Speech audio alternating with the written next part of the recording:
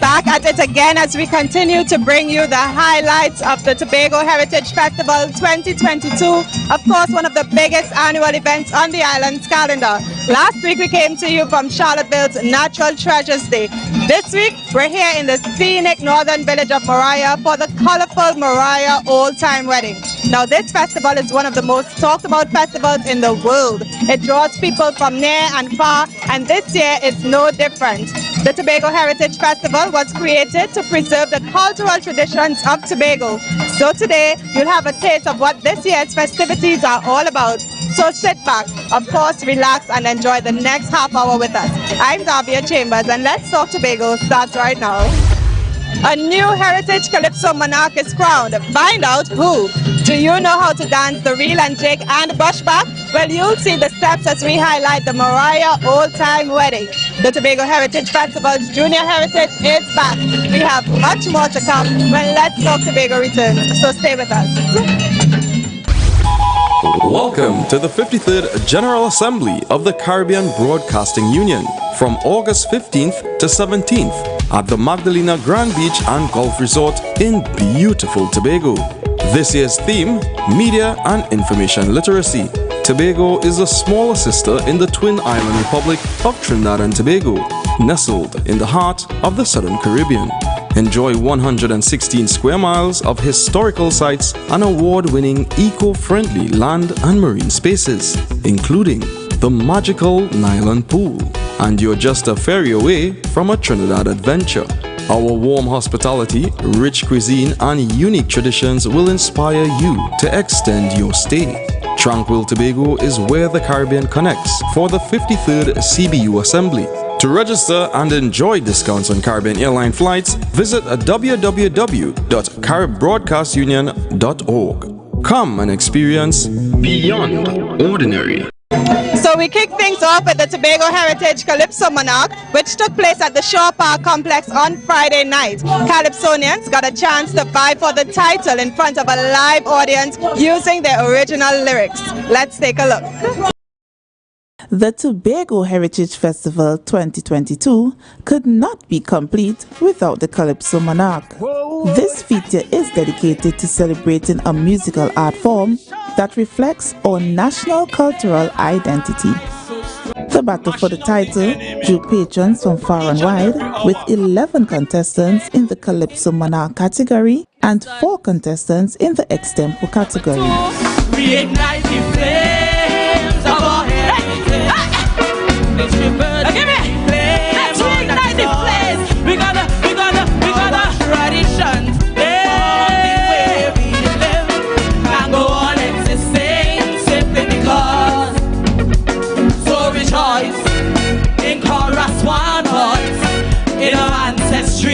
Preserving their legacy, mortar pestle, a calabash, papa boa, the spirit of lash. Hey!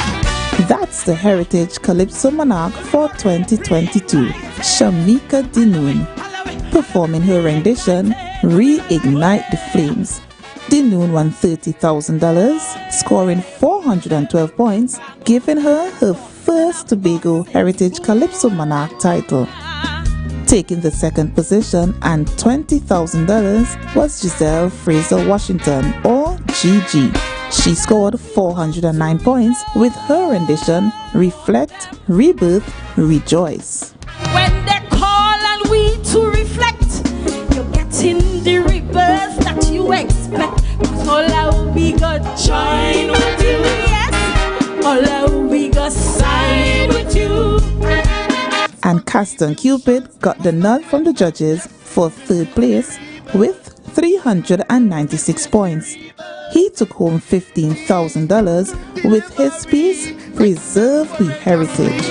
You can't have a heritage festival with no heritage.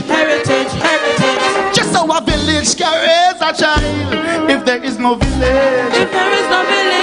The history of Congo Hill, see it as a privilege. Find the courage to preserve. We must reflect. The extempo category was a crowd pleaser. Samuel Morris, or Ringo, walked away with the winner and 5 $1,000. They say old age it has no remedy, but I don't feel they making sense to me, because it has thing to strengthen you up when you come out here on the block. To tell you the truth, we have we back row a good green figure out here, boy, you know. So if they feel the old age thing stopping this man, tell them with old age I'm still a champion. I'm Kian Walker Hazel for Let's Talk Tobago.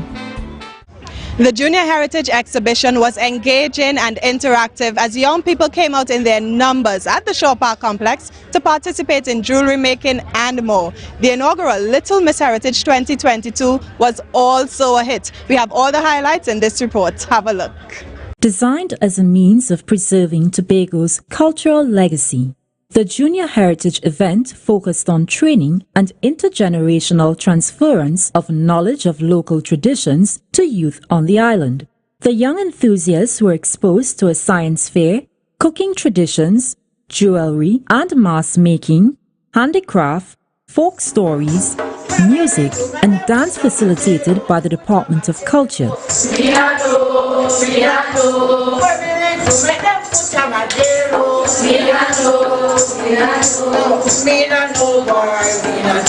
Participants were even ingeniously engaged in recycling purpose to exhibit wonderfully designed gowns for the afternoon's extravaganza and pageant show. Secretary of Tourism, Culture, Antiquities and Transportation, Councillor Tashia Boris, brought greetings on behalf of the division. I believe that the future of our culture rests with our young children. So I'm looking forward to seeing you dance. I'm looking forward to seeing you act. I'm looking forward to seeing you play your instruments. But more importantly, I'm looking forward to see you have fun. Following a cultural interlude of dancing sailors came the inspection of gongs by the esteemed judges. After scores were tallied, it was time to announce the winners. First were the special prizes. Taking home Best Historical Piece and Best Environmentally Friendly Gong categories was the Signal Hill Police Youth Club. Winning the Most Creative Appeal category was the Mason Hall Police Youth Club. Placing third overall was the Zante Dance Company. Coming second was the Ebenezer Methodist Primary School. And taking the 2022 Little Miss Heritage crown with a total of 458 points was the Mason Hall Police Youth Club, represented by 6-year-old Kershal Andrews, wearing a Sharon Phillips creation titled Oshun, a tribute to our waters. I'm Josanne Brassi for Let's Talk Tobago. We are here in Moriah at one of the most popular events of the Tobago Heritage Festival, where you can learn how to dance the reel and jig and the brushback. Of course, through the wedding reenactment tradition of the 18th century, the Moriah Old Time Wedding. Take a look now at some of the day's activities.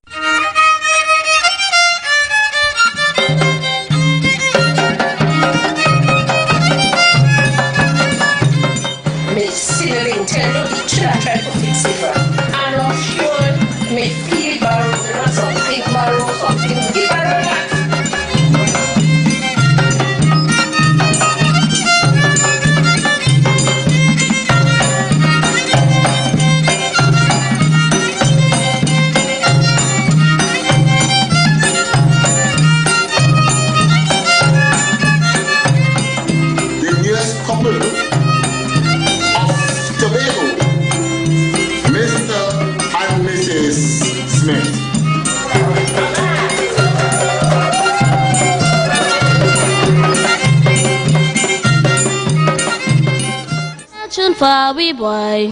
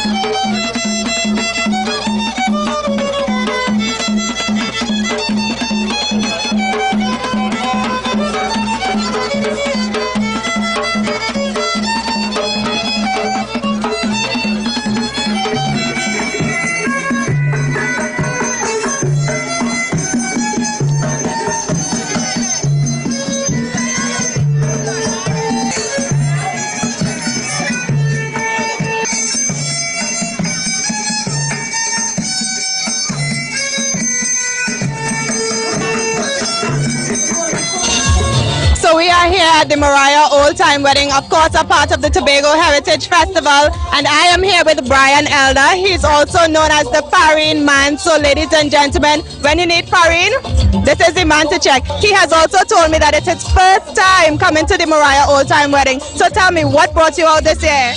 Well, firstly is that all the shows were free, so I decided I'll take a chance and go to all the shows. Well, I know Moriah was always free, but I still may come up here today and enjoy the festivities and see how the wedding go.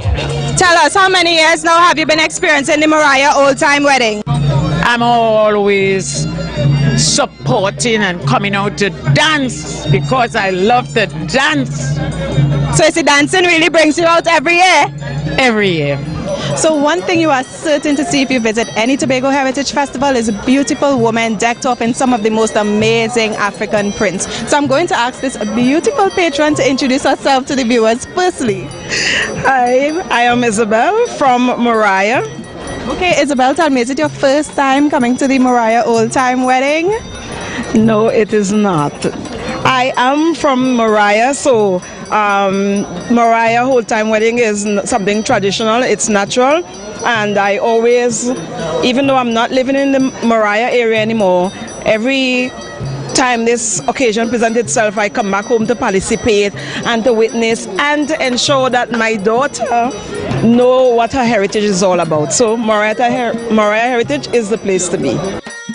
So I am here with the Vice Chairman of the Moriah Heritage Group, Miss Crystal Solomon, who will firstly tell us about this year's production at the Moriah Old Time Wedding. This year we are depicting Remember When.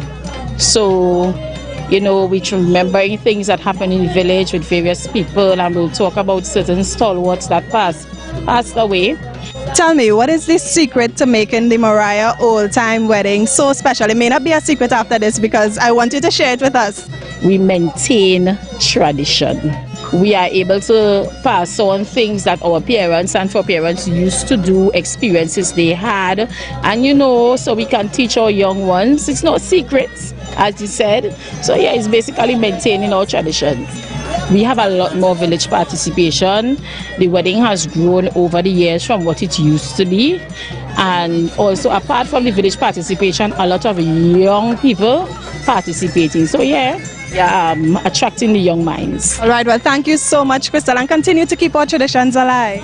Thank you, thank you. Now, the Moriah Old Time Wedding of the Tobago Heritage Festival attracts scores of patrons from near and far. And the people from near, like this man, they don't miss a Moriah Old Time Wedding. Yes, the villagers support their production each year. Tell me, what keeps you coming back?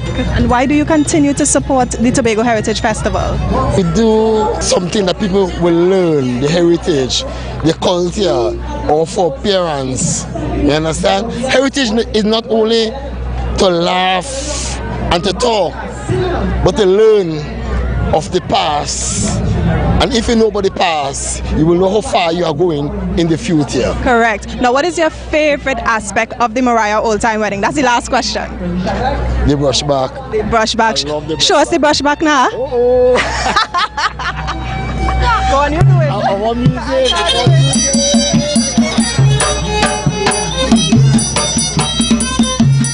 As the production of the Moriah Old Time Wedding continues, we spotted the area representative of Moriah Mason Hall and Secretary of the Division of Settlements, Public Utilities and Rural Development, Assemblyman Ian Pollard. Now, Assemblyman Pollard, it is your first Moriah Old Time Wedding as area representative. How are you feeling? Extremely proud of production. And I wanted the rest of Tobago and the rest of the world know the best production over the heritage season came from Moriah Mason Hall. All right, and what do you enjoy most about the Moriah Old Time Wedding? To see the young ones learning the brushback and stuff like that, to know that it's been passed on from generation to generation. It really touched my heart. It was really, really nice. Nice. Well, do enjoy the remainder of the event, Assemblyman Pollard, and thank you for stopping by. Thank you. The Pembroke Salaka Feast is on the other side of the break. We'll be right back. Stay with us. Come, there we go to Tobago, that paradise, bung by Robinson Crusoe. And it is said, it's the land of tomorrow. Princess Margaret say, come Tobago for holiday. Now the whole world say, come Tobago for holiday. Now we take you to where some refer to as the cultural capital of Tobago, of course Pembroke, for the highly talked about Pembroke Salaka feast. Come along with us. There is a time for everything. Yes! A time to scatter stones and a time to gather stones. Yes. A time to embrace and a time to turn away. A time to search and a time to quit searching. The Pembroke Salaka Feast recreates the annual Thanksgiving festival in celebration of African ancestors for their guidance and favor granted during the past year. The Pembroke Salaka Feast began as usual with the early morning ritual, where the ancestors are summoned with the sprinkling of rum and sweet water, the blowing of conch shells, and the sweeping of the sacred ground. It ended with a stage production which depicted the feast through storytelling. The story this year spoke of the 6 cultural yards of Pembroke. The yards are the places where the ancestors dwell. A yard is 3 feet. A yard is a sacred place. Yes. A yard is a place of freedom. Freedom! It was truly a celebration of the ancestors, as further highlighted through energetic African dancing and singing aimed at reigniting the flames of our legacy.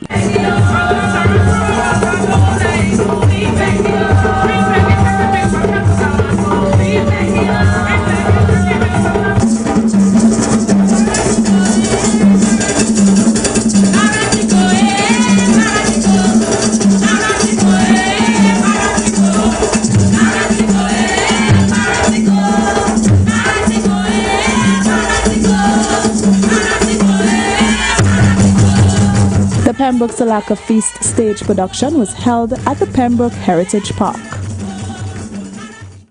Lake-Coteau's folk tales and superstitions was another highlight event over the past week here in Tobago as we celebrated the Tobago Heritage Festival. This year's production was themed, It Takes 3 to Tangle. May the best one win. Here's more.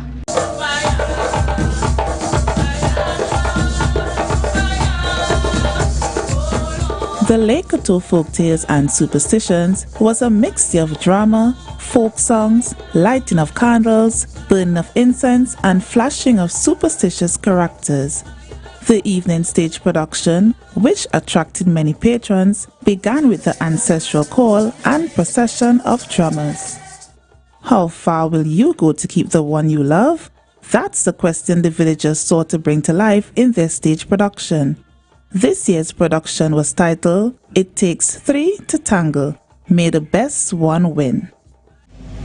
I didn't want to live this kind of life. I want to be the wife of one husband. Not a husband to many wives. It's square up there with next woman here. Me not square you up. Me not square you up at all. Just come out of my yard. You ain't giving any planting? Come out of my yard. Darwin send me for the planting, eh? Rosie, me said come out of my yard. You see this embarrassment here before people are like to see me embarrassed from you? Me gone. Take that one there. Take that one there alone. That one there alone you could take. Until your place at fat. And it was a non-stop drama, comedy, deceit, and suspense. You know that I'm the only woman who does do everything good for you. Everything good. So go on. You know you go for bush and you have to make money for me because you know me just have to get the most. That's right. And I have to make sure that your goat and them get good care. For get good goat milk. Goat milk. Right. And I want to share all my love. Lass, you know I would never do anything like that. He come to look for his son. If you notice, he didn't come from in the house or under the house. He come from the side. I would never do that to you. You know I love you. Maggie, I don't do away our thing, but we are still over here. Good morning, Uncle Daddy. Hey. That is your father, what Uncle Daddy you're talking about. He pick up this stupidness down the road where they're calling mommy, auntie, uncle, daddy, all kind of stupidness. All right, Maggie, don't make nice. Well, Pa, I see you up by Miss Maggie. What? I saw you You with my see me by four Maggie? eyes. And mothers always tell me when I walk in the road and I see things just to come home straight and tell she. So about the shoe, Pa. All right, let me give you the $10 for the shoe. $10, Pa? Yeah. Pa, it's a $10. real thing I had to forget. All right. Buy your shoe with that. Pa, this ain't looking like enough is a real thing I had to forget. I had to forget how all you getting married in June. I had to forget the walk. I had to forget that all you want 4 sheep, 4 pig, and the heart-shaped banana leaf. And the whole... Oh, you know Darwin married me. Everybody Darwin married me already before he died. I'm Kian Walker Hazel for Let's Talk Tobago.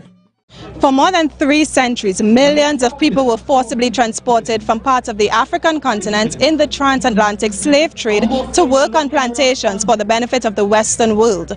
Their fight for freedom should never be forgotten or taken for granted. This gives emancipation celebrations in our country particular depth, both in meaning and expression. Here's a look at this year's emancipation celebrations in Tobago. It's a date that will always be remembered, August 1st, 1834. It was the day thousands of slaves in the British West Indies became free men and women. This year in Tobago, the holiday was commemorated with a street procession and a cultural show at the Tobago Heritage Park.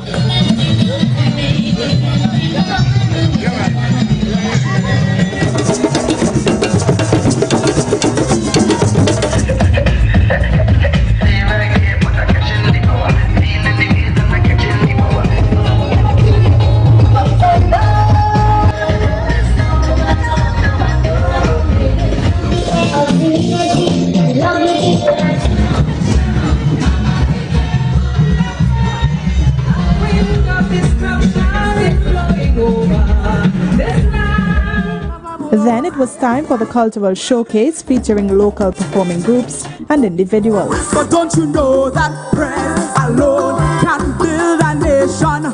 Prayer alone, a ritualistic libation.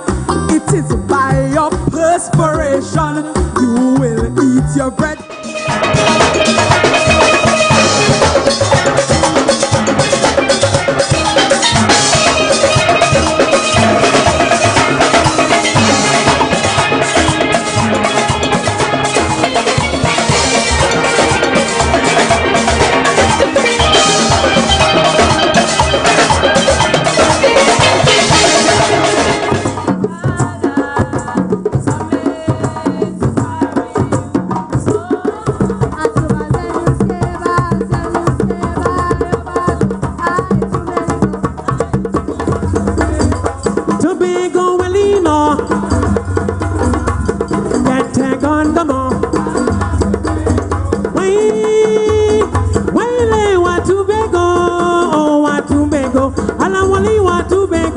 And on this day, the Junior Heritage Queen was also crowned. The contestants had the opportunity to use recyclable materials to construct their evening gowns.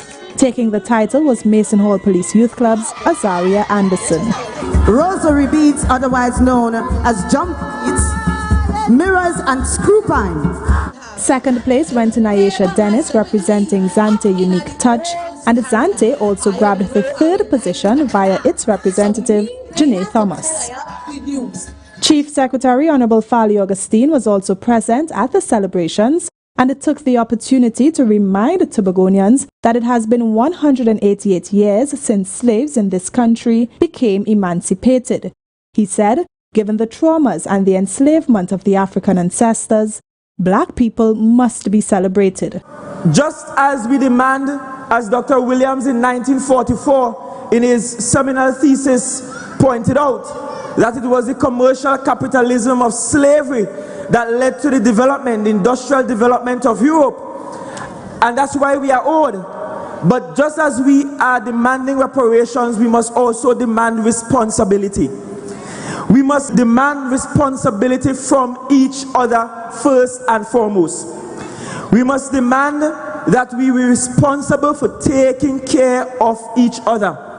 Our coming together makes us more powerful than you can even imagine. And we have to find a way to be united. We must demand that we be responsible for changing all of those colonial rules that keep us from economic development, from self-actualization, and that stymies our creativity. And here's what some of the patrons had to say about the event and Emancipation Day itself. The production this evening or earlier today was a wonderful one. I participated in the street parade. I had a wonderful time expressing our freedom, our culture, our joy and everything. This afternoon's presentation here was a combination of the various groups and villages from Tobago. And what was nice is that we had the mix of the band that engaged the younger generation. In this time, in this period that we've just gone through a pandemic, it means finding ourselves again. It means finding the places and the safe spaces within the community to start bringing this thing back. Finding our freedom of expression in a way that makes us say to the world who we are as a people, as a Tobagonian, as a nation, and understanding that the way forward is education. Emancipation is a reminder to us that we are no longer enslaved, and for us to enjoy the freedom that we have, and is a reminder as well for us to know that we must continue to achieve our fullest potential as Black people and do what our purpose is designed for us to do. The event also brought the curtains down on the Tobago Heritage Festival 2022. That's all for us, and with the close of this episode, we've completed our Tobago Heritage Festival Caravan. We thoroughly enjoyed the 2-week festival, and we truly hope you did as well, even though it may have been only through your devices. Remember, you can email us with your comments or queries about the program, and be sure to visit our website, like our Office of the Chief Secretary Facebook page, follow us on Instagram and Twitter, and subscribe to our YouTube channel. From our house to yours, I'm Davia Chambers, along with the Department of Information, Office of the Chief Secretary, Tobago House of Assembly, wishing you a safe and productive week.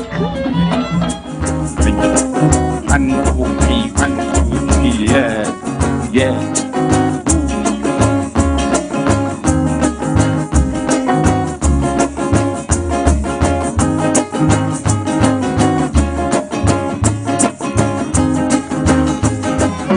That one there with the flat here look very familiar. My friend, oh God, look how he handsome. Oh God, he's sweet, eh? If me little younger, oh God. Hey, when me younger, hey, no, the man that used to watch me, no. Me no one hat number, eh? Auntie Gracie still have it, man. Yes, boy. The niece them are walked in a shiole. Auntie Gracie. Give them Auntie Gracie. That's Gracie. Aunt Gracie. Aye. When Auntie Gracie left Cologne and walked all the way to Moriah.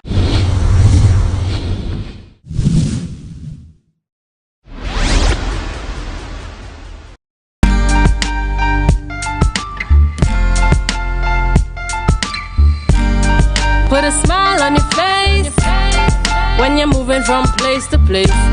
Good morning, good morning, morning, good morning.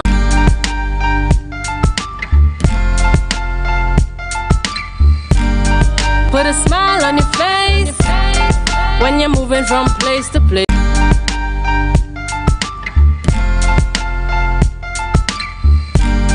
Put a smile on your face when you're moving from place to place. Good morning, good morning, morning, good morning, morning.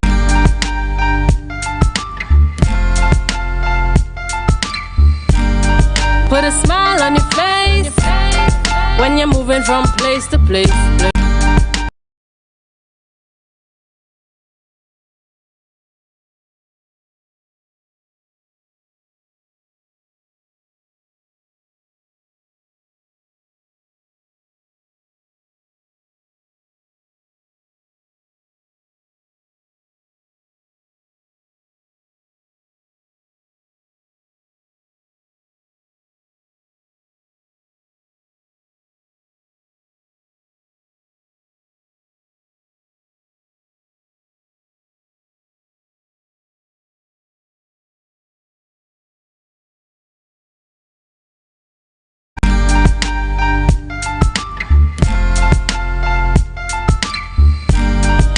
a smile on your face when you're moving from place to place. Good morning, good morning, morning, good morning, morning.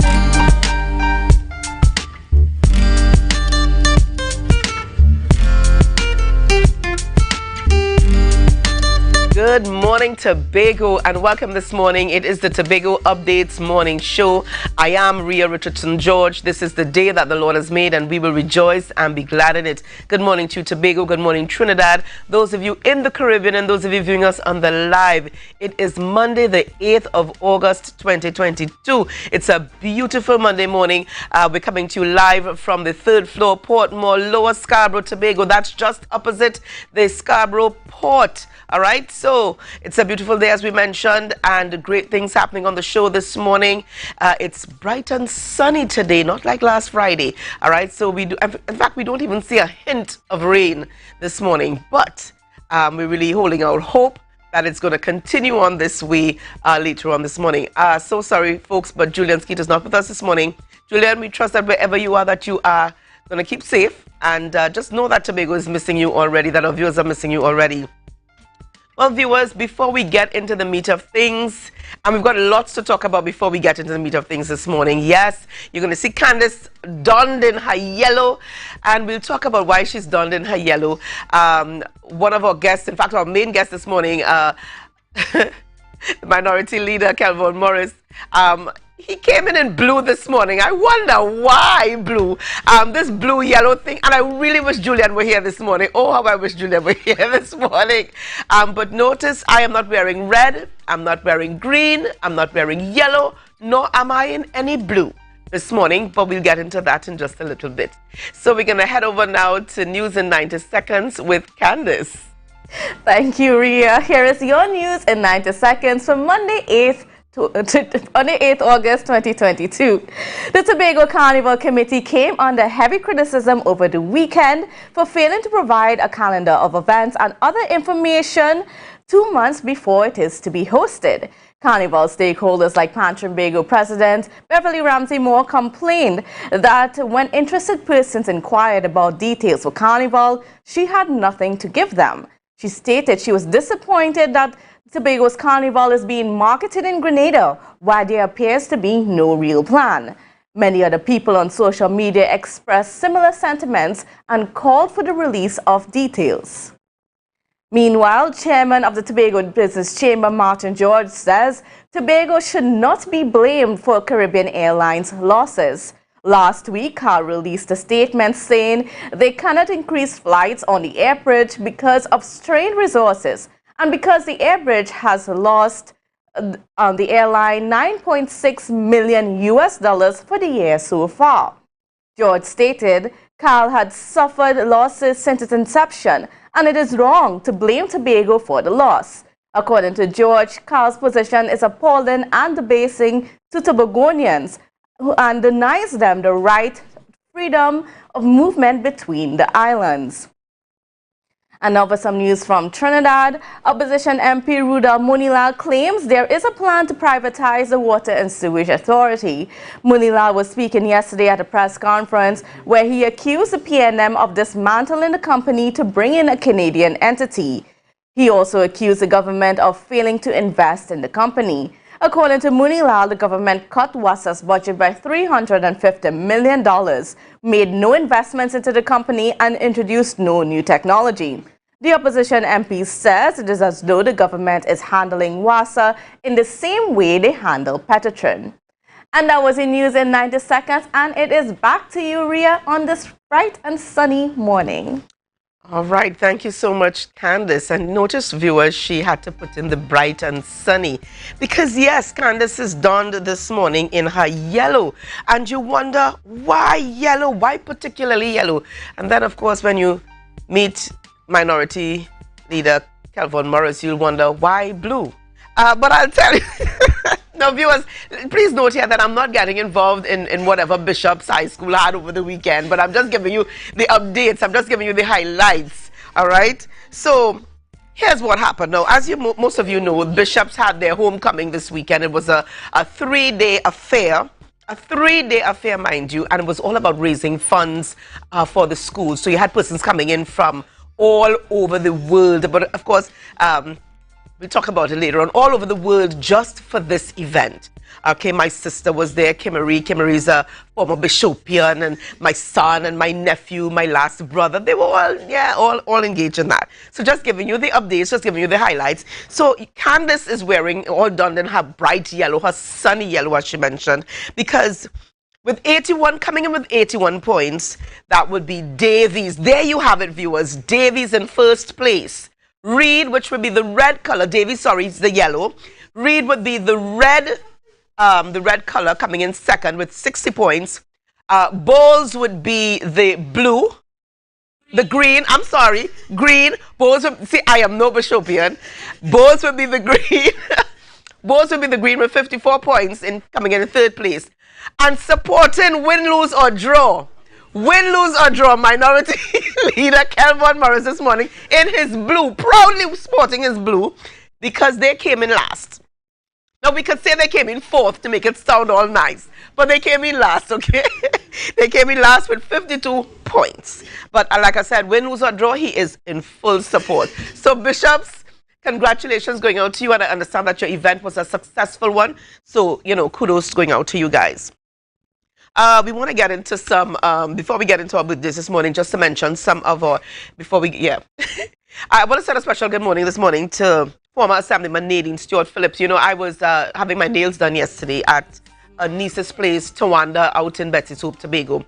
And she heard my voice on the phone and she said, I mean, without dropping a beat, she knew exactly who it was. And she said, that sounds like Rhea from Tobago Update. Share the live, share the live, share the live. That's right. That's what you lock on to. All right. So special good morning going out to you, former Assemblyman Nadine Stewart Phillips. As well, we want to send a shout out this morning to some of our sponsors. Hair Sanctuary, Just My Size, Joyce House of Fashion, Mateo's, Checkpoint, and a new one coming on board with us this morning is Braidology. And I've got to tell you about Braidology really quickly. And it's owned by Crystal Devines. And Crystal is located at Otley Street Extension. And Braidology does only braids. You can contact her this morning at 328-2075. She's also on Facebook and Instagram. And from today, Monday, she's going to be starting a one-on-one training with young people in three different categories: beginners, enhancement, and one-on-one. So she's teaching how to do braids. She's actually teaching how to do different types of braids. It's 3 days, certificate upon completion, and it's from the 8th to the 10th, from 10 a.m. to 3 p.m. All right? And you also walk away with a mini hair care package. You learn to do knotless, cornrows, box braids, goddess knots, and these are the experts. She's one of the experts here. Spring twists. All right, and mine is spring twist, what I'm wearing this morning, and this is the person who did my hair. Thank you so much to Hair Sanctuary and to Braidology for my hair this morning. And like I said, this is spring twist. It took about 4 hours, really quickly done. And on the last day of the training, you get to practice on a model. So if you don't have a model, if you don't have a mannequin, a model will be provided for you. So you can contact Crystal again, Braidology, Crystal Devines at 328-2075. Thank you so much there, Crystal. Or Braidology, and I have to say, Braidology. All right, so let's get right into some of our birthdays. We've got birthdays and anniversaries this morning. And this here, now, I tell you viewers, this is my sister-in-law and her husband, and this is Lennox and Elaine Toby, who are celebrating their anniversary today. To my really special people celebrating their anniversary today. So Auntie Elaine and Uncle Toby, congratulations going out to you guys. And happy anniversary going out to you as well. And this is my brother-in-law, Pastor Michael Jr. George, out of Tobago, living out in St. Lucia. Him and his wife, Elsa, who celebrated their anniversary yesterday. So congratulations going out to you guys. Happy belated anniversary to Michael Jr. George and Elsa George. This is Sandra Brown, who celebrated her birthday yesterday. Happy birthday going out to you, Auntie Sandra. Love going out to you. Patricia's Bakery. All right, we've also got here Ricky Joffy. Ricky, happy birthday going out to you. Ronell says hi. He said drinks are on you next time. All right. We've got Summer Alonso. Summer, congratulations. Happy birthday going out to you. Trust that you have a really great one. Keelan James Elliott. Keelan, it's good to see you. Happy birthday going out to you. Trust that all is well. Have a wonderful day. Kimberly Job celebrated her birthday yesterday. I don't know, Kim, what is with that mouth? Every picture's got that mouth pouting girl. All right, but happy birthday and love going out to you from the entire team. We've got Avion Thomas celebrating her birthday. Avion, love going out to you this morning. Have a great one. Trust that all is well. All right, so that's just about it for our birthday celebration. So I'll tell you some really exciting things happening here. And just to let you know what's coming up on the program this morning. So as we mentioned a little earlier on, Assemblyman, sorry, my baby, I'm speaking prophetically. And that's for the next few years to come. Maybe I'm speaking prophetically. Let me just leave that there. Minority Leader of the Tobago House of Assembly, Kelvin Morris, is going to be on the program with us to start us off this morning. And the focus this morning is going to be on the Tobago Carnival in October and the lack of resources for his electoral district, Darrell Spring Wim District. All right, so he's going to share with us, what's been happening and some of his concerns. And then just after that, we're going to be chatting with Erlan Clark, and we're going to focus a little bit on Tobago Carnival in October. And to close us off this morning, we will be chatting with two of the delegates, the Tobago delegates for the Miss Universe TT 2022 competition, and they are Oshun Mills and Yulani Fletcher. So we're really excited. We're going to have these lovely ladies on set with us. Julian, I wish you were here. I wish you were here for this. But nonetheless, I will do you justice. Yes, I will let them know how much you would have appreciated, having interviewed them. But don't worry. Trust that wherever you are, that you remain safe. All right, so that's just what's coming up on the program this morning. So viewers, lots more coming up. And this is your opportunity this morning to share the live, share the live, share the live. No sticks, no stones, or any kind of weapon don't belong here. I don't want to break no bones. I just want a microphone. Take the mask off your face. Security Services Company is the most advanced security service in Tobago. Ask about our cash and transit service. It's safe, risk-free, reliable, and timely. We provide safe banking delivery for all business types and sizes with highly trained staff, 24/7 monitoring, coordinated emergency response, and a well-maintained fleet of armored vehicles. Contact us at 660-7723 or visit our website at www.mi4securitytt.com to sign up today. Excel Spa by Haley, where our highly trained staff are ready to deliver the top-class services in facial massages, waxing, nail enhancement, and body treatment. We are ideally located at Coco Avenue, Susolines, Tobago. You can find us on Instagram, Facebook, TripAdvisor, or you can call us on 730-0149. Excel Spa by Haley. Relax, renew, and rejuvenate. It's a different type of thing down there. And we party till we drop down there. With a lot of pretty girls down there. Down in Tobago. Moriah Home Services. We specialize in cleaning of carpets and rugs, mattresses, living room and dining room sets, vehicle detailing, cleaning and sanitizing of homes and commercial spaces. We also do landscaping and tree cutting, pressure and power washing, floor care, fumigating and air purifying. You can also call us for professional painting services, babysitting and adult sitting. Call us now, 333-4430 at Moriah Home Services. We take cleaning to another level.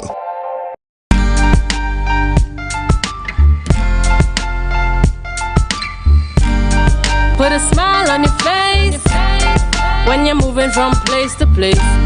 Good morning, good morning, morning, good morning, morning. Oh, viewers, welcome back this morning. It is the Tobago Updates morning show. Before we get into our next interview, or first interview that is, we want to send our birthday greetings to Tobago's very own, one of Tobago's very own, Antwele Wright, celebrating his birthday. So happy birthday going out to you. Congratulations indeed, and we've got lots of things to talk about in sports, but that's later on in the program this morning. So congratulations and have a really great day this morning. And really, right, viewers chatting with us this morning. I'm really happy that he's on set. We've got this morning Kelvin Morris, Minority Leader of the Tobago House of Assembly. And I know, viewers, I mentioned earlier that he was wearing blue, but now you're seeing him in grey and you're wondering what's happening. Unfortunately, he is unable to wear the blue this morning. But hold up your blue. Yes, hold up your blue. Greatness. He said we're against greatness because he's not allowed to wear his blue jacket. Our apologies. He's not allowed to wear the blue jacket on air. And for technical reasons, I'll see. All right. But, you know, win, lose, or draw, you're supporting. Yes. And stay all the way. But how was the event over the weekend? It was so much fun, so much camaraderie. You know, it's like a mini reunion as well, because you get to associate with your year group and that kind of thing. I want to congratulate the Bishop's High School alumni, and also want to congratulate Davies. Yeah, you should see Candace jumping. Yeah, Candace, yeah, go ahead, Candace. But of course, and stay all the way. Win, lose, or draw. Fourth shall become first next year. Good morning, Tobago. Good morning, Ria. How are you? I am doing well. It's good to have you back with us this morning. Really good to have you back. Always a pleasure to be here. Yeah, but viewers just know that he's still sporting the blue pants, okay? He's still sporting the blue pants. It was blue all the way. All right, now let's get into things here. This morning, Mr. Morris, you are Minority Leader. You are on the program to chat with us on Tobago Carnival in October, as well as the lack of resources for, you believe, for your electoral district. Let's start off there this morning before we get into the meat of the carnival issues. Definitely. So, as you know, I am the one opposition, as you can say, representative, the one person that is not of the PDP at this time. And what we are recognizing is that the resources offered in other districts aren't so readily available in our electoral district. And I'll point to you one example.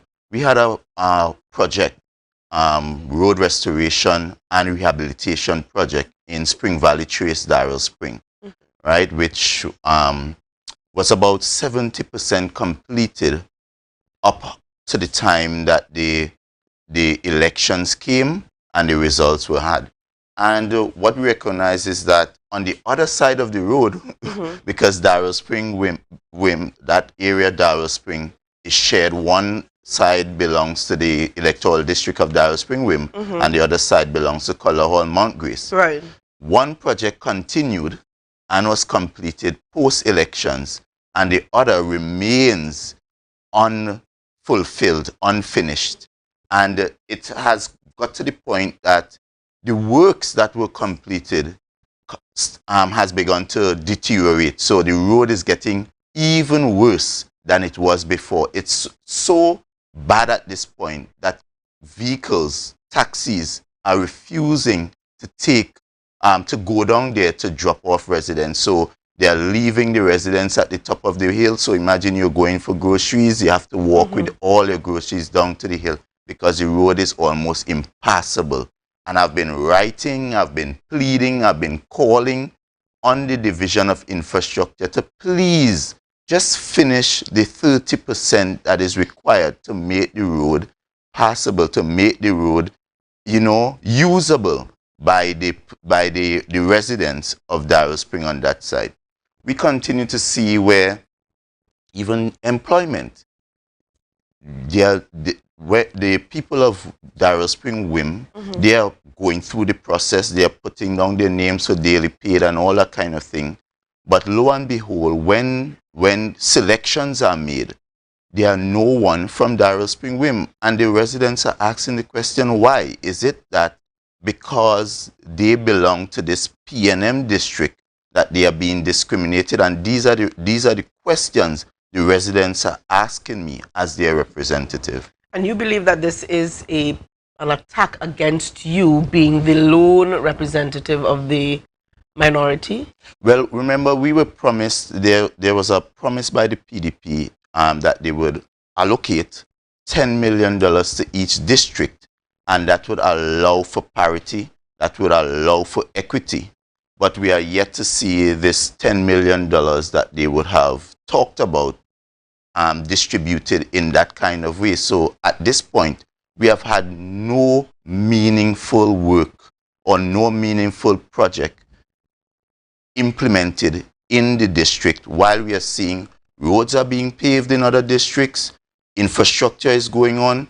We have the Idlewild Recreation Facility, and I'm sure you would recognize, you being would understand that that is one of the most utilized facility for youth sport. So you have 3 different sporting academies that actually have their programs on that field. You have the young men from Idlewild, from Glen Road, from Darrell Spring, from Wim, coming on an evening to play their, get their evening sweat. And you're seeing in the budget that was recently read that places such as Patience Hill, and we have no issue with development, but we are saying let the development be equitable, let it be across the board. And we have asked for a lit play field.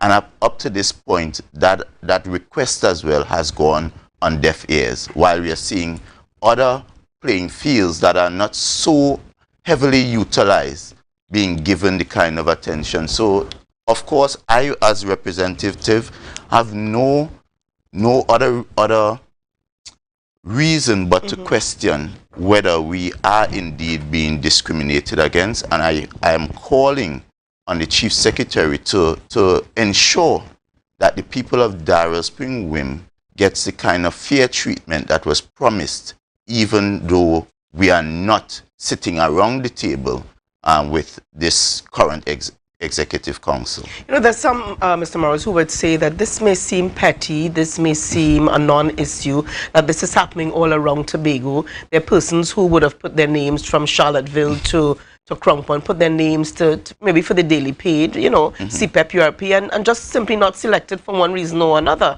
There are issues in and around, and I from one of the articles that I read earlier, you also made mention of the fact that with this pothole, that reports were made because of the SMART program by the current administration's initiative. Reports were made and still nothing done. But one may say, but this happens throughout Tobago. Why do you believe that this is a personal attack? Why do you believe that this is because you are the lone minority representative? There's a difference between, general inability to implement, and when you look at what is happening, it is specific to the Darrell Spring Wim area where we are getting nothing at all. So it's not a situation where something is happening. Imagine, and you have to understand the demographic and the geographical location of the district. It is very close to the central business district. You're saying it's blatant? And so it's blatant, it's clear. And when you look at where Costat is, that gaping hole I'm talking about leads you to one of the main educational facility in Tobago, and you would think that if the SMART app supposed to work as it's supposed to, then a pothole like that should be one that gets the attention of the program. And if the program cannot treat with a pothole like that, you have to ask yourself again. Yes, one may want to say it's petty or it's small thing, but you have to ask yourself why isn't this being treated with in the way it should be treated with, especially given one, it's in the face of one of our main educational facility, and two, the app says that it will treat with, those kind of things. So is it that the app, is it that the program itself is not working, or is it that is because it's in my district that we are not getting the help? And one has to reason at the end of the day, when you're seeing other places where potholes are being treated with, that perhaps we are being put in the back of the line. And I'm hoping, and I'm calling on the administration to simply treat the people, because you're not doing it for Kelvin. At the end of the day, Darrell Spring Wim residents are Tobagonians as well. Agreed. So we're calling for some answers there. But we want to shift gears a little bit here as we focus a little bit on Carnival 2022. There have also been some concerns about, where we're heading. We're 2 months away from Carnival 2022, with the dates being October 28th to 30th. What are the concerns that you are having at this point?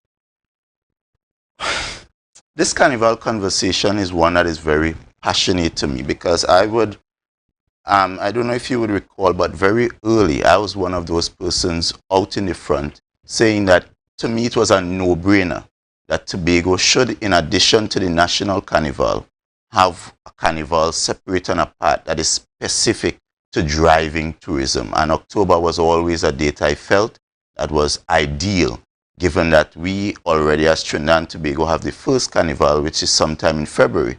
Right. And it would be ideal to have the very last carnival of the calendar year.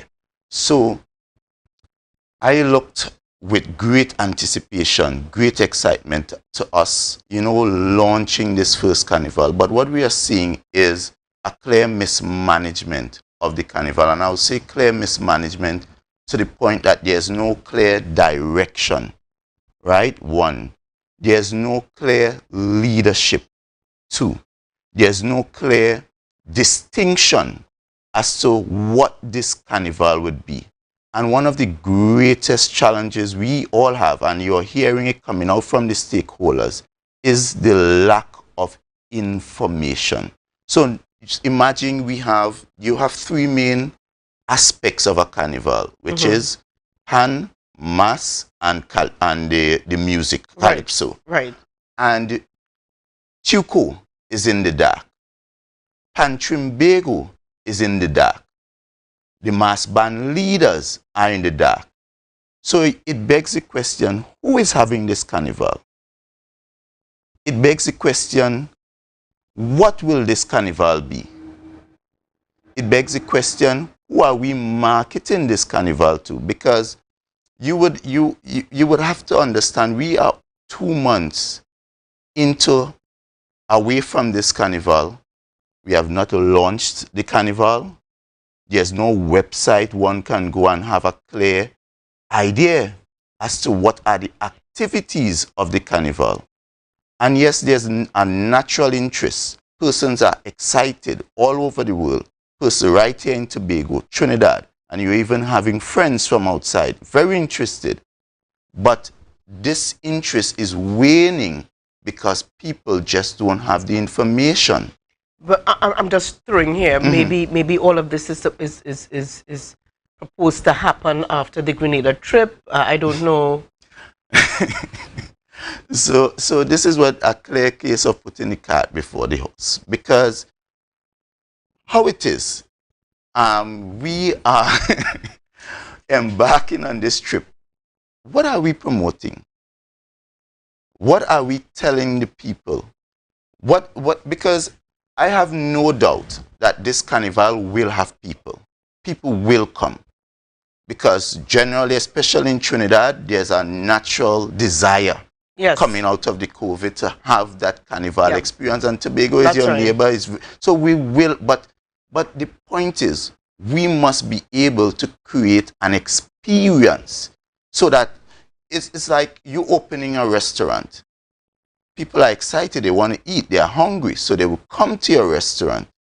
That will be their first experience. But if the food isn't good, the food doesn't taste good, if what you're offering doesn't give them something unique, do you think they would return? No, they won't. And this is what we have to be careful of, that we are unable to create the experience that can drive and sustain the carnival going forward. And this is where I'm worried, because I know we have, at this point, the Pembroke. They want to plan their program. They would have given a budget, and they're waiting now to create the experience for pan lovers. But how could they create the experience when they themselves don't have the information? And when you look at the Grenada trip, my challenge with the Grenada trip is not that we're not supposed to be going out and promote. My challenge with the Grenada trip is that there's no strategic direction, because we are talking about twinning with Grenada, but you have 1.3 million people in Trinidad. You have the experience right in Trinidad. Trinidad exports carnival to the world. And if we are looking to learn and partner, our first partners should be our brothers and sisters who are right across that is easy, because one of the challenges as well is access. You're going on twin with Grenada. Do we have, at this point, any direct access to Grenada? No. So the strategic direction should have been, let us look at the ports where we have direct access. At this point, it's UK, in England, New York, JFK, and then we have direct access coming out of Barbados.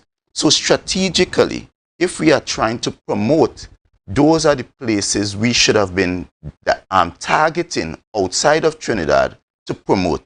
So that because we already have the access, and what you're trying to do is maximize that access and bring tourists. Then you look at the development of the carnival. Crop over is a more widely subscribed carnival as opposed to Grenada. And I challenge anyone on the committee, I challenge anyone in the executive council to tell me that you get more bang for your buck had you gone to Barbados. And for argument's sake, let's just say you go to Grenada. Then why do we have to spend and send over 10 persons, including a personal assistant? And I challenge the executive council to tell me what value to the people of Tobago does the presence of the personal assistant have on such a contingent when you don't even have a marketing person from the tourism agency? Question. Has this ever happened under the previous administration, where persons would have been selected for such ventures? In fact, what is the criteria for selection for these trips? And I'm asking here because I mean this is new for the PDP, but we Tobago Tobagonians lived under a PNM administration for a number of years, and we have seen this, and this has become somewhat normal for the assembly. So what is the difference? What is the difference here? Because we saw persons selected, friends and families and relatives, and persons simply selected, almost as though it was a glorified vacation. You celebrated a birthday last month and you'll come on the trip, or it was your anniversary and you'll come on the trip. How does it work? Well, let me say, for one, I don't want to carry the conversation down there. But because you've gone there, I would clarify. I've worked directly with the Secretary of for Health, at one point Education, for over 10 years. And I can tell you without fear of contradiction that when the Secretary traveled, the Secretary traveled alone, and that's his Secretary, not even an Assistant Secretary, right? And secondly, this argument we have, and it is an argument that is counterproductive to Tobago's development, that let us look at what the PNM did. And let us continue to ask the question, why you didn't say anything when why you didn't speak out when the PNM was there, or why you didn't this, or why the PNM this.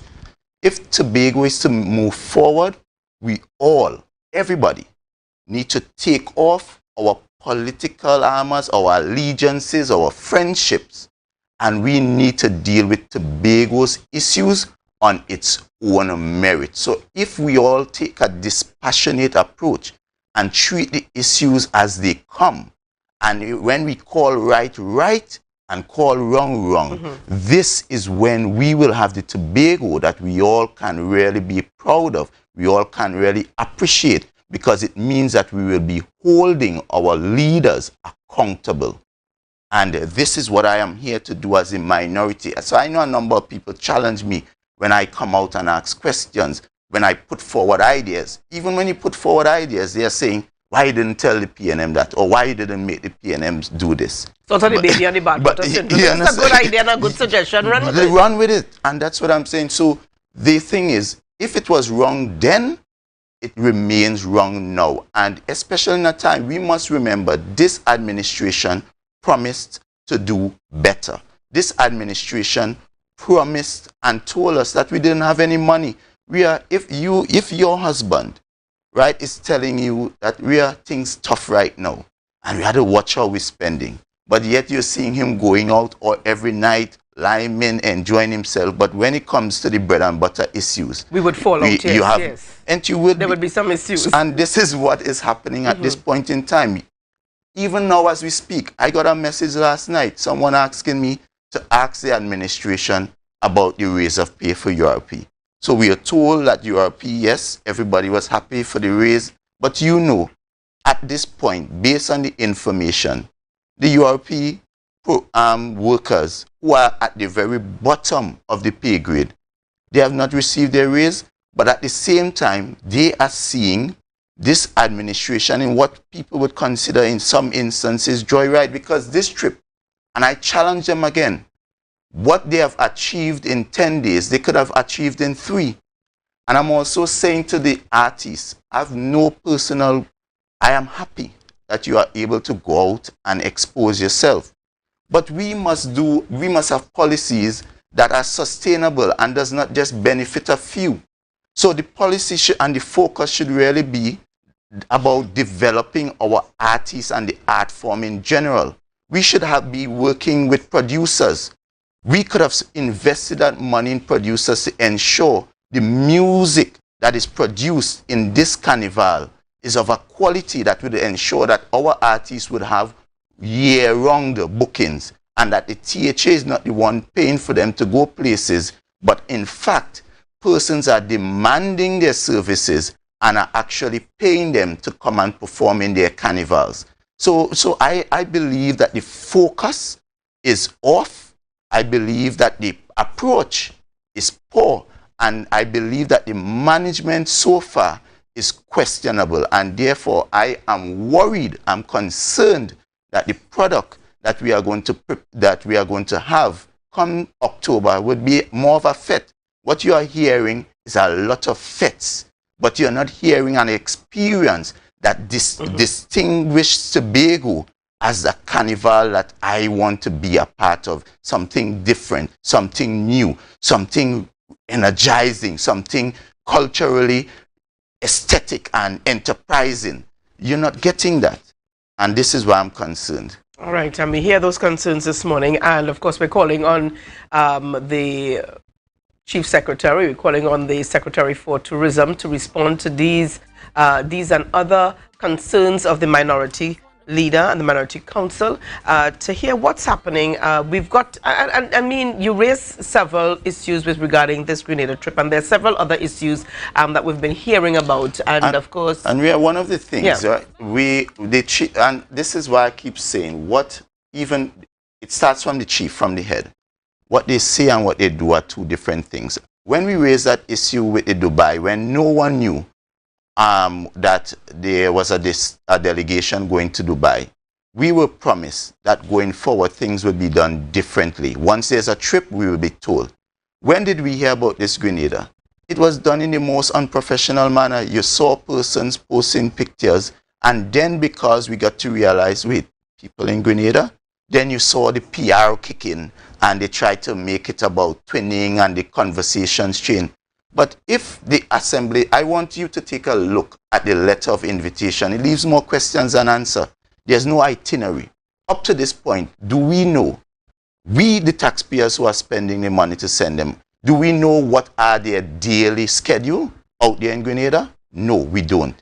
All we got is just some PR coming, and this has to be better. We have to do, we can't promise one thing and then do our next thing. All right. Okay. But we hear you this morning, Minority Leader. We hear you this morning. And like I said, we are going to get the answers from the Chief Secretary as well as the Secretary for Tourism, on these and other areas of concern. All right. But we want to thank you so much for being on the program with us this morning. All right. Viewers, lots more coming up on the program. When we come back, we're going to share some of what's been happening on the live. All right. I think we're going to head over at this time into... just before you leave, my guest is ready to run away with his blue jacket. He's anxious to get off to put back on that blue jacket. I tell you, I'm not sure what's happening. So we're going to head over this morning into some good stuff. This morning, and just to tell you what's coming up on the good stuff.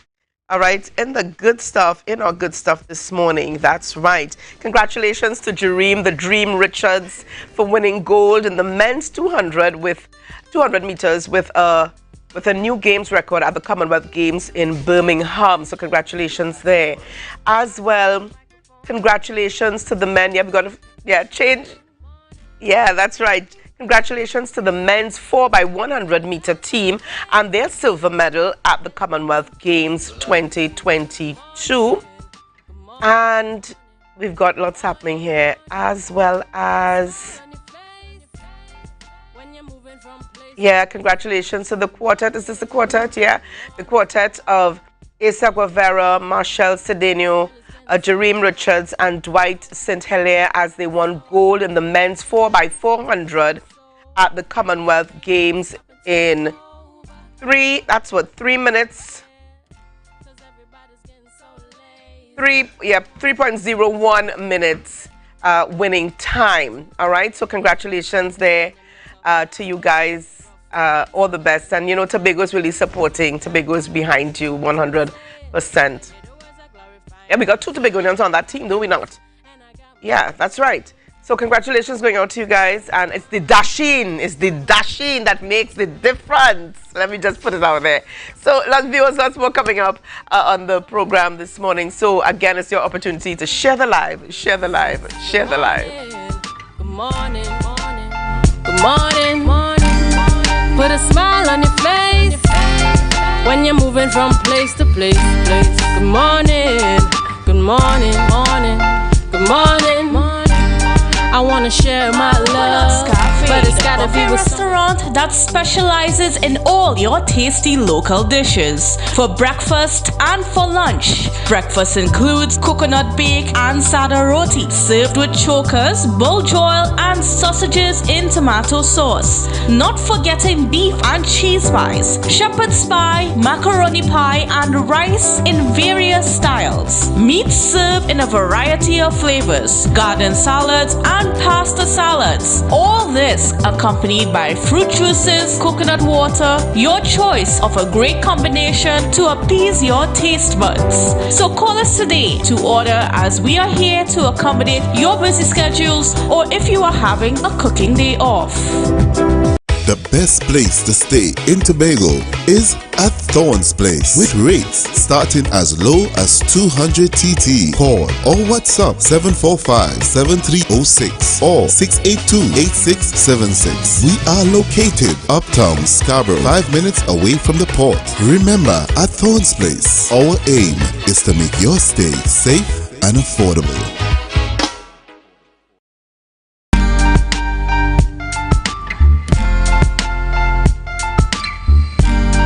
Put a smile on your face when you're moving from place to place. Good morning, good morning, good morning. Viewers, welcome back this morning to the Tobago Updates Morning Show. We are chatting this morning with Erlan Clark, the Director of Opulence Promotions and Events Management. And this morning our focus is on the Tobago Carnival coming up in October. And please note, no, he did not go to Bishop's High School. Okay, he was not a part of the Bishopian expressions of homecoming this weekend. Erlan, it's good to have you on the program this morning. Thank you very much, Ria. Good morning to your viewers and yourself. All right, all the viewers, he is wearing a yellow pants this morning. Where's Candace? Okay, I'll leave it there with Candace. All right, now, Erlan, as we mentioned earlier on, you are talking this morning about the Tobago Carnival coming up in October. What part does Opulence Promotion and Events Management play in this year's Carnival 2022? Well, what we are known for is creating experiences, all-inclusive events. Right. We have roughly 3 events planned for the October Carnival.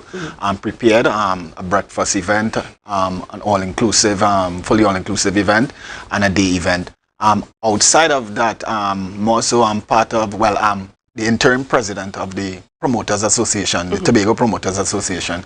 So in regards to having conversation with the Carnival Planning Committee, we were there, we had discussions and so on in regards to how the Carnival itself is supposed to plan out or play out, as we so want it to be more so an experience and not just a fly-by-night event.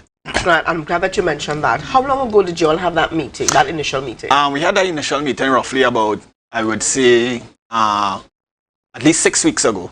6 weeks? 6 weeks, yeah, 6 weeks ago. What the conversation was is really how the Tobago House of Assembly could assist promoters within our space in building out events, because what happened is that one of the main problems in the Tobago space for promoters is sponsorship and support. So we had the conversation in regards to how the Tobago House of Assembly could assist promoters in this space in regards to support. One of the promises made was through marketing support, and also through assisting with space rentals for the carnival period. In your opinion, and this is in your opinion and in your capacity as interim president of the Promoters Association in Tobago, do you think, in your opinion, is the information timely? Is it enough information? Do you have enough information to put measures in place? 2 months. I mean, we're talking 2 months. Yes. To carnival. So one of the things from members within the association is that, you know, information is not timely. We were hoping that when the chief secretary indicated that the carnival is on, we would have started work. Well, the committee indicated that they started work immediately. However, in regards for information coming out on a timely manner, we find it should have come out a little faster. More information should come out, because that's one of the reasons promoters have not yet released information in regards to the event, because there are quite a few events planned for the carnival period. Myself, there's 3. There are other events. There are over 30 events with promoters in our space planned for that period. But however, promoters are hesitant to release their information for the mere fact that we were unsure in regards to if there would be a cancellation, because there were talks about the carnival may not happen.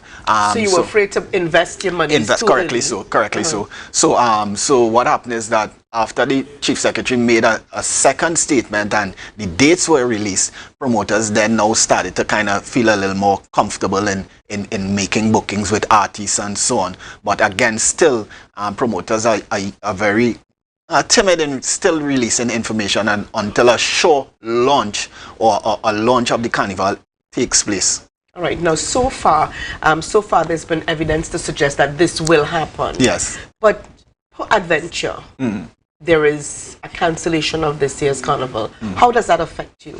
It's a great effect for us, not just myself, but overall. The investments are huge. There are artists that down payments of over 100,000 have been made. Spaces have been booked. So what happened? Which means there will be no refund for you. No refund, so you're not getting that back, but you could have conversation in regards to using the venue or booking the artist on an available date of their choice, not yours, but on their choice. So it's very difficult. It's huge investments being made for the carnival. One of the things we have advocated for Tobago Carnival, a separate and standalone carnival, because we know the benefits. Jamaica sees the benefits. That's why they invested heavily in the. But let's talk about this Tobago Carnival for quite a while. Right. For quite a while. So we know the benefits. It's a multi-million-dollar industry. That's why it's exported throughout the world now. Everyone wants a piece of this carnival experience. So the investment is huge on our end within this space. So we're hoping that the powers that be rolls out quickly, so we'll be able to roll out our information and have the benefits and the return financially. All right, so tell us about the 3 events that are being planned under Opulence Promotion. Well, as I indicated, one we're doing is a breakfast event. We're also doing a full-on all-inclusive, and additional we're doing a day event called Daylight. So we have Daylight, we have Pink Brunch. Pink Brunch was normally carded for the October period without the carnival, because it's an event that it's dear to my heart. It's really towards raising funds for the cancer awareness. So I did that 2 years back. Because of COVID, we didn't get to execute it. So we're doing this in October, and we're also doing a full-on all-inclusive experience, because, well, persons may know that the promoter of Call to Paradise.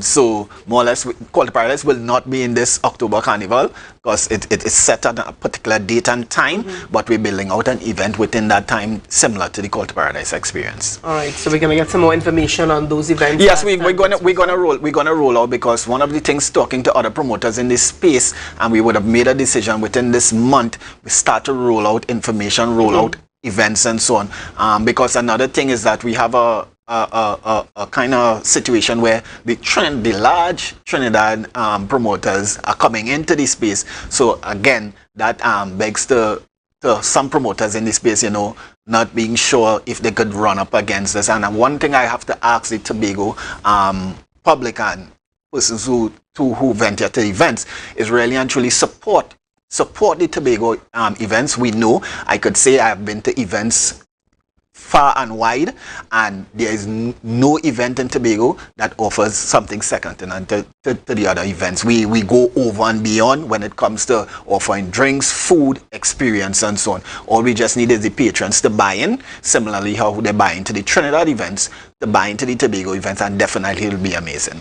And I have to agree with you here. When you have Trinidad promoters coming up against the smaller promoters in Tobago, and your patrons, the family, the people that you expect to support, yes, running to... Yes, because they believe, again, we believe in our space that Tobago or Tobago entities cannot create an experience similarly to the Trinidad space. However, I can tell you, as I said, I've been to events uptown and downtown, and definitely we produce quality events in the Tobago space. When we say this is it's premium, we definitely give premium. We don't go halfway. So give us the chance to experience what we have to offer as promoters in this space, buy into our events, and definitely you will see and understand that what we was offering and is offering in the Tobago space is second to none. But is it fair? Question here. Is it fair to have the large promoters from Trinidad coming into the Tobago space to compete? Well, we can't use the word fair or unfair based on the fact that we are Trinidad and Tobago. So basically what we would have tried to do as an association is really have conversation with promoters from Trinidad, because Trinidad has a promoters association. So we had conversation. However, there were some promoters who believe that we don't want to be part of or twin with promoters. Can there be a partnering? No? Well, that was the conversation initially. However, their promoters believe that they can be able to, because their brand is so huge, right, they don't need to partner within this space. So one of the things that we would have asked for is really, if they're coming into this space, we can know the dates. So basically we could have our promoters within our space really kind of know how to navigate, and so on. And additional to that, we also sent a call for suppliers that promoters from Trinidad don't bring across their huge suppliers in this space, but work along with because anywhere that revenue is generated within our space in Tobago, it helps all. All right. Thank you so much, Erlan Clark, for chatting with us this morning. No problem. Thank you very much, Ria. All right, so viewers, lots more coming up. And remember, Carnival is carded for, the Tobago Carnival is carded for the 28th to the 30th of October 2022. I know a lot of folks in Trinidad are expecting to, they say, look, we come in. We don't care where we stay in, but we come in. All right, so we know that's happening for sure. So lots more coming up on the program this morning. So viewers, again, share the live, share the live, share the live. The Street 919 FM and the Tobago Updates presents the Tobago Updates Morning Show live simulcast on the Street 919 FM. Start your day with all the information you want and need with the simulcast of the Tobago Updates Morning Show live Mondays to Fridays from 7 a.m. on the Street 919 FM, the official station that defends the nation. Advertise with Tobago Updates. Call 284-6597. If you have a small or large business, we can get your information in front of the masses. Reach our rapidly growing viewership on Facebook and YouTube. Promote your brand in Trinidad and the Caribbean through M&E TV Now and Gayel. Yes, we can build unique ads for your business. Call now 284-6597 and advertise with us. Tobago Glass Supplies has been a leading name for over 37 years in the glass and aluminum market in Tobago. We provide an extensive range of high-quality, innovative aluminum and glass products for commercial and residential use. Competitive prices with superior and professional services by committed employees who are guided by rigid quality standards. Tobago Glass Supplies specializes in the manufacture and installation of glass and aluminum products products that are essential to today's homeowners and the business environment. We are engaged in marketing, sales, and installation of a variety of products. These ranges from windows and doors to necessities such as mirrors for homes and vehicles, designed and manufactured in-house or imported.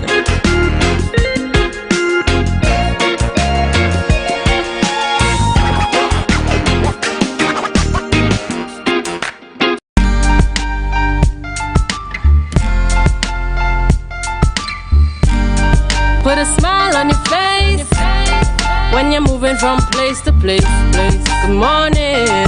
Good morning. Welcome back, viewers. Beauty is the essence this morning. Yes, and we switch gears this morning as we concentrate on beauty. Not just beauty, beauty with brains. Yes. So we've got two delegates putting themselves out there for selection for the Miss Universe TNT 2022. We've got Yulani Fletcher, who is unavailable to be on the program with us this morning, and Miss Oshun Mills, who is able to be here. All right, so good morning and welcome to you, Oshun. Oshun. Good morning. And it's Oshun, yes? Yes, it is. Right. So Oshun Mills. Oshun, question. What made you decide this now? Honestly, I've been thinking about it for a while, but as you know, Miss Universe has been out of Trinidad and Tobago for approximately 5 years. So this will be the first Miss Trinidad and Tobago Miss Universe for 5 years. So this is the perfect opportunity because I have the opportunity to go to school, to experience life. So this is a new journey for me. All right. Now, tell us what made you think that, well, yes, a good opportunity, but what made you think, hey, Oshun, you got this? I do got this, but from a young age, I did partake in pageantry. I did partake in performing arts. So this is just a new outlet for me to express myself. I believe in beauty, brains, purpose, and personality, and I do have all such qualities. All right, let's talk about your. We have the beauty down, we've got the brains down, but I know you've also got to have. What is your talent? The Miss Universe pageant don't require talent. They do not require talent. However, we do require to have an advocacy program. And what would be your program? Because I studied environmental science, it's only suiting to go in such field, and I believe in youth development as well.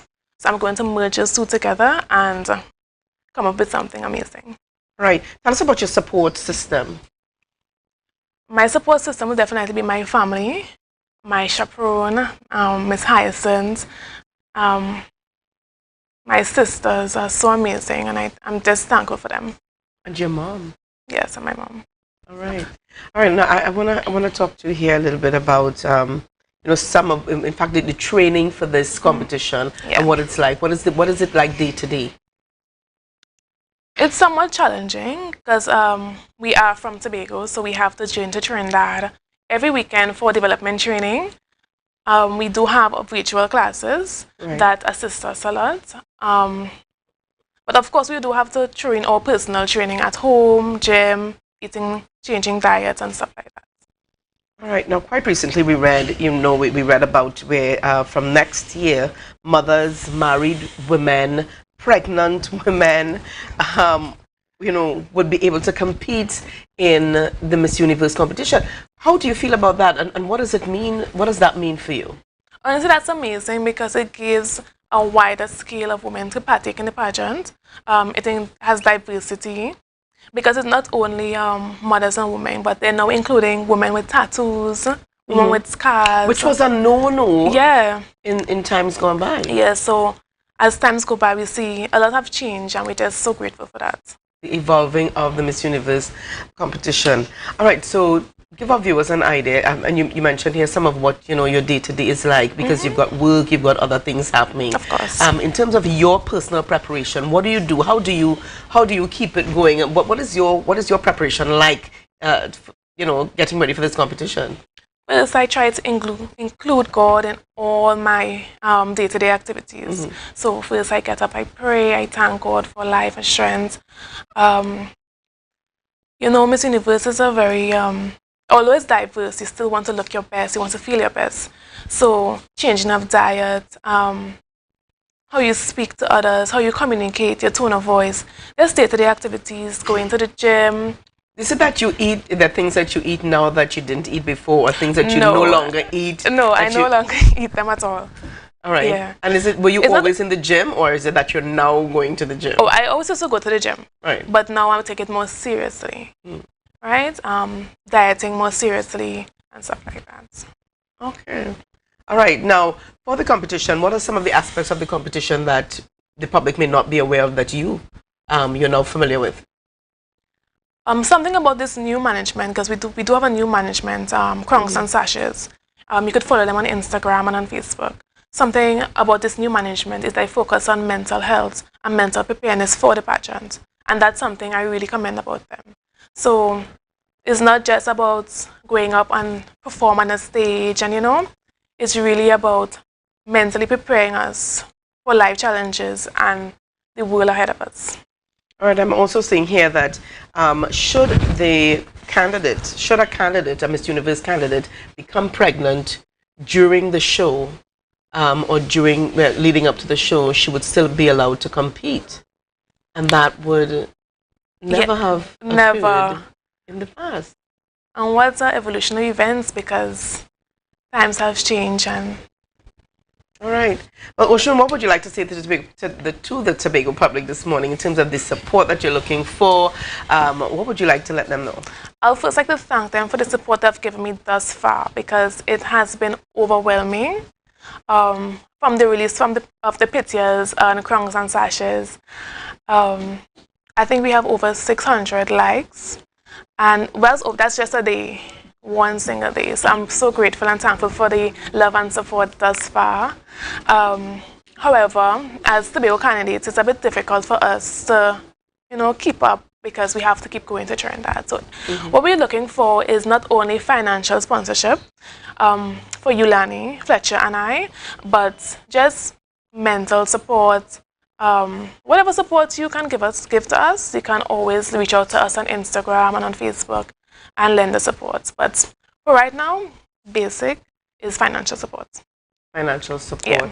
All right. And of course, I'm sure you would have other engagements, and it would require clothing, shoes, accessories. Yes. So you need that. You need some sponsorship. Yeah. So as I said before, companies, clothing establishments could always reach out to us on Instagram, Facebook, and we'll get back to them. All right, but we've got quite a few here at the Port Moore Scarborough, all right, who may be willing to sponsor you and Yulani. But certainly Tobago is proud of you, and we wish you all the best. Thank you so much for having me. All right. Well, thank you so much for being on the program with us, Yulani Fletcher. We trust that you're joining us this morning, but we want you to know that Tobago is supporting you, and all the best to you as well. All right? Well, Tobago, we're going to leave it there. We want to thank you so much for joining us. Julian, again, you were missed.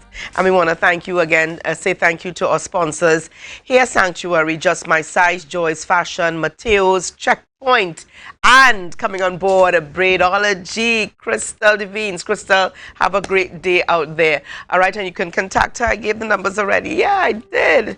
Where is that number? Let me just give it to you before we go. 328-2075, and that's Braidology, Crystal Devines. So viewers, have a great day. Stay safe, and we head over now into GMT with Candace. We'll see you tomorrow. Bye-bye.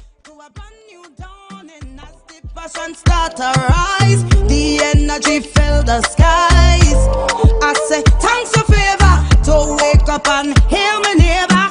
60,000 people strong, and the vibes is never wrong. We are beauty, we are power, we are people in the sun. We are beaches, we are rivers, we are melanated ones. We special and there is no denying. Tobago is number one.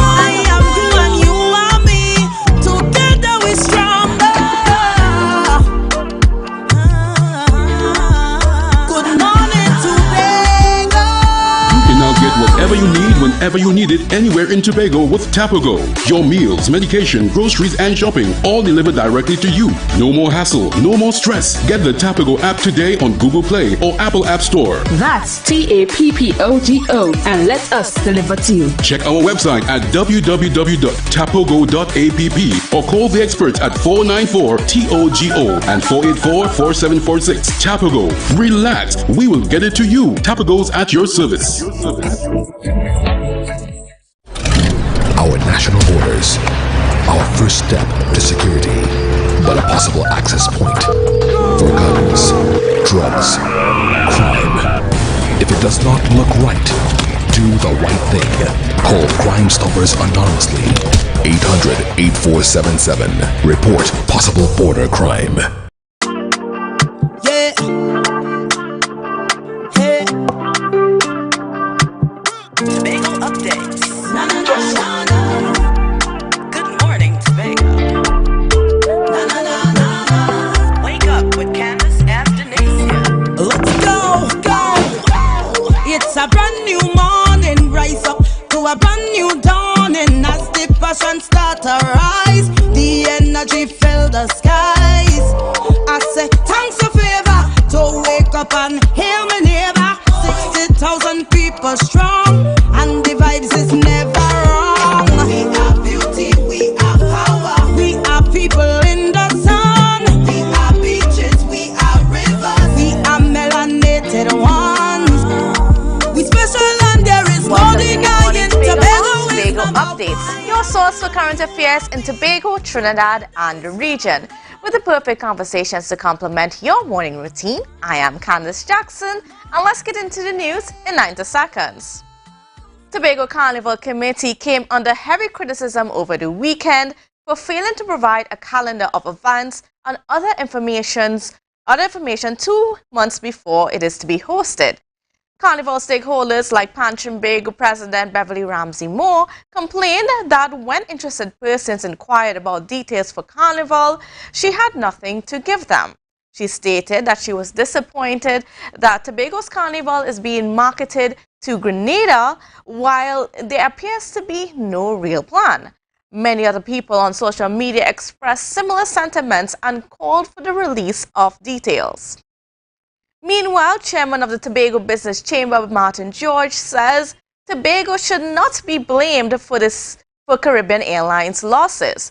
Last week, Caribbean Airlines released a statement stating they cannot increase flights on the airbridge because of strained resources and because the airbridge has lost the airline $9.6 million for the year so far. George stated that CAL had suffered losses since its inception, and it is wrong to blame Tobago for that loss. According to George, CAL's position is appalling and debasing to Tobagonians, and it denies them the right to freedom of movement between the islands. And now for some news from Trinidad. Opposition MP Ruda Munilal claims there is a plan to privatize the Water and Sewage Authority. Munilal was speaking yesterday at a press conference where he accused the PNM of dismantling the company to bring in a Canadian entity. He also accused the government of failing to invest into the company. According to Munilal, the government cut Wasa's budget by $350 million, made no investments into the company, and introduced no new technology. The opposition MP says it is as though the government is handling Wasa in the same way they handled Petritrin. And that was in news in 90 seconds. And of course, I just want to take a moment to congratulate, the Bishop's Homecoming team for what was a very good event yesterday, a very exciting event. And of course, congratulations to Davies House. I mean, we can't, celebrate enough. I know there's a lot of people that are not so happy about the results this morning. There's some people that are still not wanting to accept it, but that's okay. We're going to continue reigning supreme. But anyways, getting into our conversations this morning, it is my pleasure to have on set with me Senior Superintendent Benjamin, and a special good morning and welcome to you, sir. Yeah, welcome, Candace. Thank you so very much. I really, really appreciate it. And to all those that are listening, a pleasant good day to them. All right, great. So we have a lot to talk about in terms of what's been going on with the police in Tobago, and I think I'm going to get started with that extra duty that's sort of been part of the conversation lately, where there are some concerns with extra duty, and in terms of it costing perhaps some too much, but I just want you to get your perspective on the need for extra duty within our space. Yes, well, again, what we recognize that quite a number of promoters and organizers, they are actually clamoring and stating that the extra duty on these the fetes and different promotions, it's a bit too much. And again, let me just say that the Commissioner of Police recently had a meeting with the Trinidad and Tobago Promoters Association, and again they came to a common understanding and agreement that there is going to be greater collaboration going forward in terms of the promoters and the police, and seeing how we can seek to align this so that there can be clear policies and procedures so that persons could know exactly what is happening and how it is happening, so that persons would not just go away with the wrong interpretation.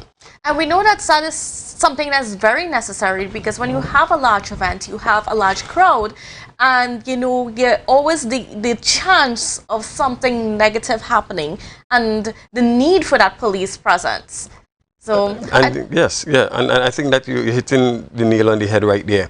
And I think we have to appreciate all is well that ends well, and certainly at the end of the day, what we recognize, especially with the events here in Tobago, that we're not seeing, or we can testify coming out of the heritage and the Great Fete and all these things so far.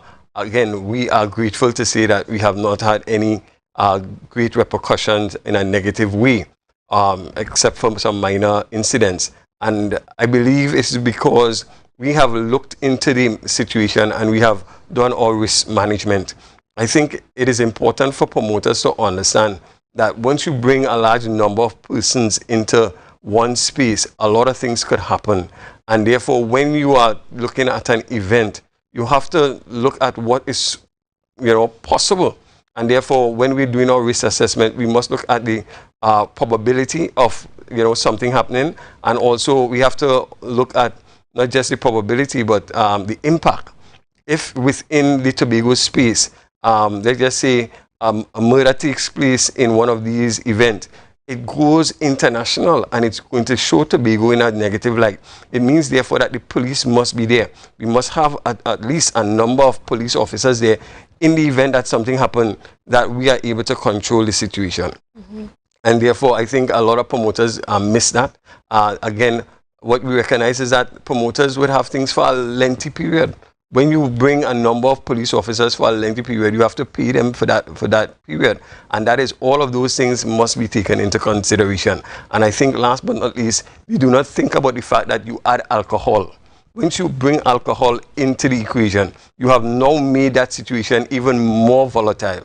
And therefore, when you put alcohol there, again, you must go to the court. The court would expect the police to do their investigation and to give a number as to persons that they believe would be able to deal with the situation. And the court makes a final decision. Based on that, the police is now able to have that number of police presence in that particular event. I know that sometimes promoters, they hire their own security personnel, and they have their own people to sort of protect the crowd, keep an eye on the crowd, and respond in the case of any adverse situation. But in a situation like that, do they still need to have police officers, or should they still have police officers present? And this is what we need to make clear, that the powers of the police is not given to security officers. All right? The power to arrest, all right? There's citizens arrest. And that is one thing. But when coming to arrest, if a person, let's say obscene language, all the different offenses, the police has the power to do that. And therefore, I am saying, to have your personal security, it is really an addition to what really should or is needed if you really want to have proper control over that security aspect of your event.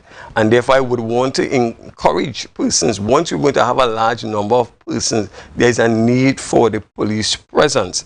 And therefore, it is so good that you come and you talk, because what we recognize, and let me just give you a classical example.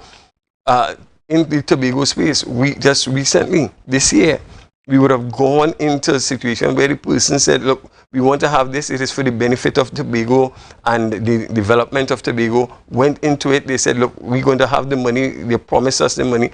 And after we have done the event, they came back just last week or so and said, look, we can't really pay that number. So how should the police officers, after putting all that amount of hours in, and now you're saying you cannot have that money to pay them, what should happen? But again, the police continue to, again, negotiate and to work with, promoters and organizers, because we recognize that there's a need to ensure safety and security of this island.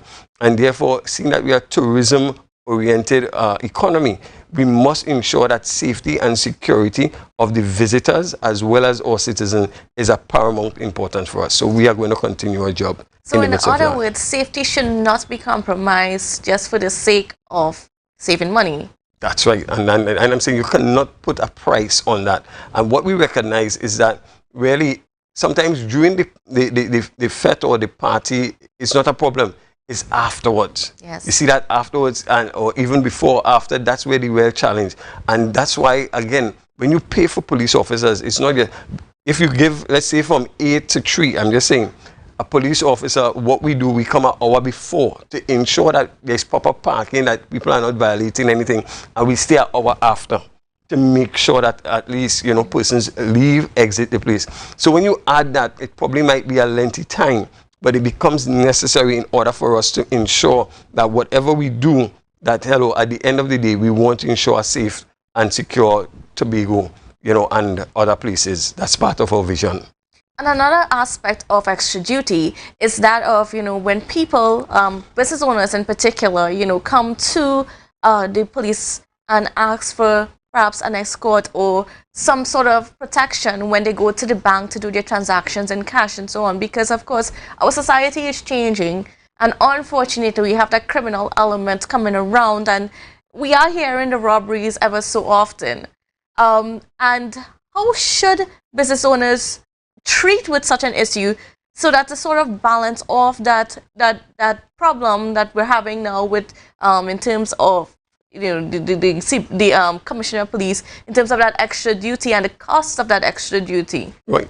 And I'm saying it's so important that you continue to, again, have that. It's about a collaboration, and it is about putting, and within the Tobago space, again, we are following the guidelines that was given to us by the commissioner, that there is a need for a more robust monitoring of that extra duty. Where there is no need for an extra duty, we will tell you there is no need for it. I am so firm on this that I am saying, if an officer who's supposed to be on the extra duty did not show up or show up late, I am saying he or she is not to be paid and only be paid for the time, and the rest of money goes back to the individual, so that we are not about making money, we are about safety and security. And I want that to be quite clear. We are not about making money. We want to ensure safety and security, but we cannot now say that, okay, we're going to take up officer that is working today and go and do that duty. Why? Because we have other issues. Right now, when we look at our SRC, we are probably 1% more than we had last year. And therefore, we want to reduce that. So it means that, therefore, there are more crimes and situations that we have to deal with within the station. To go and do extra duty, I have to call officers off to do that. And therefore, it is going to be where you have to pay those officers, and that's where the extra duty comes. We are saying before that, we want to ensure that we don't have a problem, as I said before, so you must pay beforehand. We will do an investigation, if you want, into that, where, again, the inspector would assign someone to come and talk to the individual, and we will know how many people you expect, So all these things are given. The challenge that people are facing is that sometimes, even though the numbers are given, you might not know the cost. And therefore, by the time they get the cost, they're saying sometimes it is too late because, you can't change. Right. But we are saying I have done in several occasions. Persons come to me afterwards and say, hey, this is too much. And I explain to them, I said, just think, for the Great Fete, we probably had about 40 persons or so there, but we had like 8,000 persons. When you do the math, you understand, it is probably about 200 persons to one police officer. That is not the best practice. And therefore, I am saying, even in the midst of that, we were still able to even talk with the person and really try to make some concessions where it was necessary. And this is what we are about. We are about having that collaboration with our promoters, with the organizers, and see how we can make it comfortable so that at the end of the day, it's a win-win situation. It's about Trinidad and Tobago, and we are in this together. The police is not your enemy. We are your friends. We are here to ensure a safer and a better Tobago. All right, great. Now, moving on to some other matters. I mean, you have some statistics and some good news to share with us, some of the work that the police has been doing in terms of, you know, solving some robberies that have been taking place recently. Yes. So, again, I want to take the opportunity at this time to, again, commend the Tobago Division Task Force. And what happened is that we had a spate of robberies within the last couple weeks. And we recognized we probably had about 5 robberies. Up to Saturday was the last robbery. And after that robbery, we were able to get some information as to the type of vehicle. Because of the keen powers of observation by the task force, they spotted a vehicle, and as they approached the vehicle, it ended up in a chase. They were able to give chase, and they were able to apprehend 2 persons that fit the description of at least 5 robberies that we had. And therefore, we believe that we have solved a spate of robberies. And again, I want to say kudos. It was not just the task force, but then by the time it was the CID, it was Scarborough Police, a different person. So it was a synergy. And this is what we're saying, you know, in the Tobago space. It is about the different departments coming together. We all are one, and we were able to, you know, to deal with this situation and again have a positive outcome. The Tobago officers, we continue to fight crime. When we look at our SRCs, as I said, we have about a +1% in terms of increase, and that is pretty good compared to last year. Last year, remember, we had a lot of restrictions and so on. So in the midst of that, I think that we are having a good year. We have a 41% detection rate, and again, when you compare that to other divisions, we are probably second in relation to that. And therefore, that is saying is that probably out of every 2 crimes, at least, you know, 1 is being solved. And therefore, we're hoping to continue along that trajectory. We want to get to a place of at least 57% before the end of the year. We still believe in God that we can do that. But at the end of the day, we continue to push ourselves. We continue to put Tobago first. We continue to put our lives on the line. And for this, I want to commend all the police officers of the Trinidad and Tobago Police Service. And sometimes I think the public is not aware of the hard work of the police to ensure safety and security on the island. And I just want to bring that to the fore, and I want to just commend the officers for a job well done. And I know that the Tobago Division is perhaps one of the best functioning divisions in the entire country. Well, again, I don't want to say. Statistically, we are in the, at least top 2, you know, and probably if I might say top 3. Again, you're not giving too much, you know, away. I think that everybody is really, you know, could boast about something. I think one of the things that we can boast about compared to the other divisions is that we're the only division that could speak up to a reduction in murders. And that is how society judges. It judges by the murders. And right now, I think we have about a -20% murders. And I think this is kudos to us. I want to encourage the public to work with us. We don't have to end up there. We could really, you know, work things out, and we can ensure that we look out for each other. And therefore, even when it comes, I think that our detection rate for murders is about 50%. And therefore, I think that is also a very good number. It is higher than the number that is given to us, which is 25% or 35% by the commissioner. We are 50%. So we continue to take some positive outcomes in terms of what we're doing here in the Tobago space. We continue to, again, strive for excellence. And as we do that, we do it understanding that the vision of the police service is foremost in our minds, and that we do it with a team spirit. And therefore, we are grateful thus far. And then what about in terms of, you know, the detection rate when it comes to criminals coming across from Trinidad to Tobago? Because I know that was one of the things that ACP Nurse, when he was at the Tobago Division, wanted to tackle in terms of, you know, catching them when they're in here in Tobago. I know he issued some statements in terms of, don't think you could come and hide in Tobago because Tobago is looking out. Right. How has the police been doing in following that mandate and ensuring that, we can catch those people that are trying to hide out in Tobago? Yes, well, certainly our intelligence is helping us to deal with that. What we're doing, we're about having what we call intelligence-led evidence-based solutions to crime. And therefore, it might not happen overnight. But what we recognize is that we're knowing when persons come into the country or exactly where they're going, and therefore we are able to tap into that.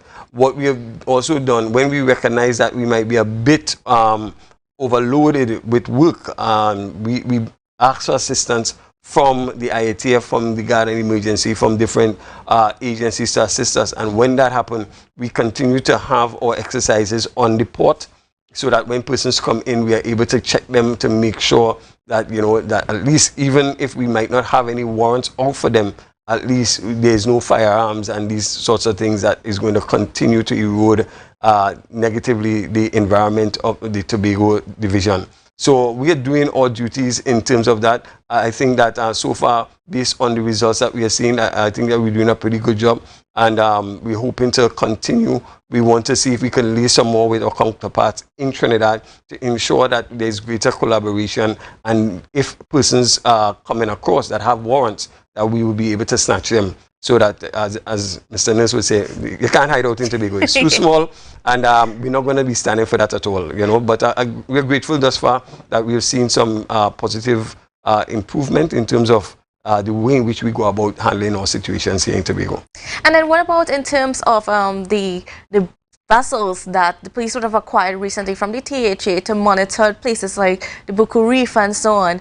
Because, parties on the reef are concerned, even though that there are notices issued stating that you need to have the necessary permits and so on, there are people that still trying to break the law. So I just want to get from you now, how has that been working? How have you guys been able to incorporate that into your service? Well, there's so many things about that I think that has not been said as yet. Nevertheless, I want to say that those vessels are not in operation, to be quite honest, as yet, because, again, things of that nature, we would have put our experts, from the riverine to come and look at those vessels to determine whether or not they are suitable. That process is, again, being handled, and I guess someone from the executive could speak to that. What we want to do here is to ensure that we continue to monitor the coastal areas. We are already embarking thus far in collaboration with the riverine unit in Trinidad to see if they can come across, especially when we have these special events, to monitor and to patrol those areas. And so far it has been going very good in terms of those talks, and I think very soon you will see that facility being extended to Tobago, so that the coastal areas, not only on land but on the sea, you will also have that kind of patrol, so that we can monitor anything that looking very suspicious out there. We are going to be on top of it. So it is in the making. We have that collaboration, those talks going on right now, and we hope it's going to bear fruit very, very soon. Oh, yeah, certainly looking forward for that. And then finally, I just want to get from you your perspective on how are things going with the relationship with the public. Because I know that's always a concern, and then there has been some work done by the Tobago Division in terms of reaching out in the various communities. But have we seen any improvement into that relationship with the public? Is the public trusting the police more or less? And that's a very good question. Very good question. I believe, honestly, in the Tobago space, more and more as the police become more transparent, and that is why I bring myself out here, so that persons could understand that the truth is that the police service is here to help. A lot of people are still they're not aware of what the police is doing, and therefore, because of that, that police legitimacy that we're looking for might not always be there. But right now, I can say within the Tobago space, I am seeing an improvement, and I believe that more and more as we go. Our team, one of the teams that we are going with this year, is back to the community. So we want to have more town meetings. We're going to see more walkabouts. We're going to see the police interacting more in terms of the seniors who are going to be out there playing some wind ball cricket with the guys and really showing them how to really, to bat, and so on. But, it's really, I think we have to come back to that place where you can once again go into these communities and have that kind of fun and that fellowship one with the other. We are engaging more with NGOs and with church groups and, really trying to see how we can put it together where we can have a more positive outlook on situations. We have all youth clubs that we believe will cater to our youths, and we believe that if we can encourage persons in the schools to be part of the youth club, it is going to push us in a forward direction. So the police has quite a number of initiatives that we believe will help the community space as we continue to ensure a better Tobago. And there is no doubt in my mind that very soon you're going to really see something that would speak to the fact that the police legitimacy in Tobago will be increased even as we continue to go in this direction. All right, great. I want to thank you, Senior Superintendent Benjamin, for coming on set with us and to just give us an idea and insight into what's been going on with the police and, just to sort of share that information there with the public. Yes, thank you so very much and really appreciate it. And again, we just want to encourage the public that, crime is everybody's business, and therefore we are in this together. I think for too long the police has been seen as the enemy, but really and truly we are really part of the community and we can solve crime together. So thank you so very much for the opportunity. Certainly. All right, viewers, well, that's it for just this segment, but we have a lot more coming up for you after the break, so don't go anywhere. Moriah Home Services. We specialize in cleaning of carpets and rugs, mattresses, living room and dining room sets, vehicle detailing, cleaning and sanitizing of homes and commercial spaces. We also do landscaping and tree cutting, pressure and power washing, floor care, fumigating and air purifying. You can also call us for professional painting services, babysitting and adult sitting. Call us now 333-4430 at Moriah Home Services. We take cleaning to another level. MI4 Security Services Company is the most advanced security service in Tobago. Ask about our cash and transit service. It's safe, risk-free, reliable, and timely. We provide safe banking delivery for all business types and sizes with highly trained staff, 24/7 monitoring, coordinated emergency response, and a well-maintained fleet of armored vehicles. Contact us at 660-7723 or visit our website at www.mi4securitytt.com to sign up today.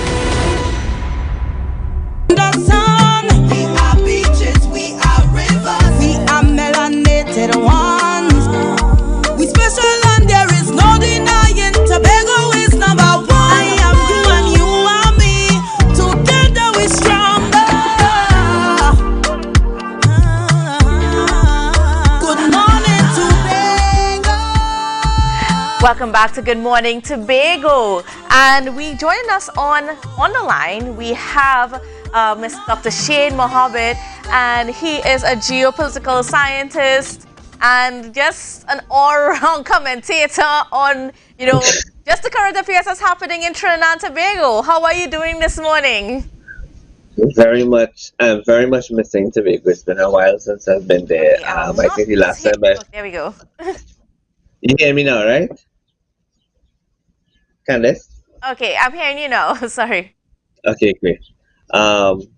It's been a while. The last time I was in Tobago, I spent the day with you all on set, so I have a little bit of Tobago to banker. Well, we're here waiting for you anytime you're ready. I'm definitely due for a flyover and a stay over. What's going on? Certainly. All right, well, getting into the conversation this morning, we are going to be tackling the CPO proposals. Now, the CPO recently told the protective services that they are not going higher than 4%. That's the final offer from the government. And I just want to get your perspective. Now, how do you feel about this? That 4% is the final offer for protective services? I don't feel anyhow about it, to be quite honest. I think it was expected. I had predicted 5%. It came back at 4%. One thing that we seem to get wrong in this country as it pertains to how we do negotiations for wage increases. We do this in a kind of I would say in a vacuum, because when you have negotiations that are outstanding from 2014 to 2019, that's about a 5-year period. Why are we waiting? Why are our negotiators and the leaders of the different trade unions waiting for a 5-year lapse to take place before they put negotiations before the chief personal officer? I would say that in the interest of workers and the working class, and also in the depending on the status of our economic situation, trade unions and trade unionists have a responsibility to negotiate, I would say every 3 years, maybe I would say every 3 years, so that you get a shorter period of time and you get a greater opportunity or greater window to bargain for what you want. When you take 5 years to negotiate and to meet with CPO, the CPO is there as a permanent member of the government structure, public sector structure. At the end of the day, we have to take into consideration that the role and function of the CPO is for wage negotiations, among other things. Why are all trade unions consistently waiting for a time lapse of 5-6 years, and then they come and they ask for something as 5% per annum for the period 2014 to 2016, and then they look for 12% from the period 2017 to 2019, which gives you a total of 27%. Where we are right now economically, we are, and taking into consideration that we have gone through a serious COVID pandemic that also affected the economy, both from the private sector and the public sector. 27% over a 5-year period is going to be absolutely ridiculous, because we are only now starting to jumpstart and get a footing. Businesses are only now starting to see some level of light at the end of the tunnel. So my issue with wage negotiations is that it takes too long, and wage negotiations should not be done should not be allowed to go beyond a 3-year period. So are you saying in this instance, perhaps, the CPO should just offer that 4% for now, and then look at it again next year and see what other adjustments can be made in the next fiscal year? Yes, I did some basic maths, and the basic maths that I did is there's an article in which the Prime Minister says that it's going to cost the government $2.5 billion in back pay for a 6-year period. That's just in back pay, right? And then he said the government is committed to $500 million annually. Now, I am just using the 5-year period that exists now on the exists now in terms of the negotiations. And this is just an approximation, right? If we take the $500 million that the Prime Minister has committed for wage negotiations, and you divide that $500 million between all of the organizations, you're going to get $100 million over a 5-year period, which means that there's going to be $20 million per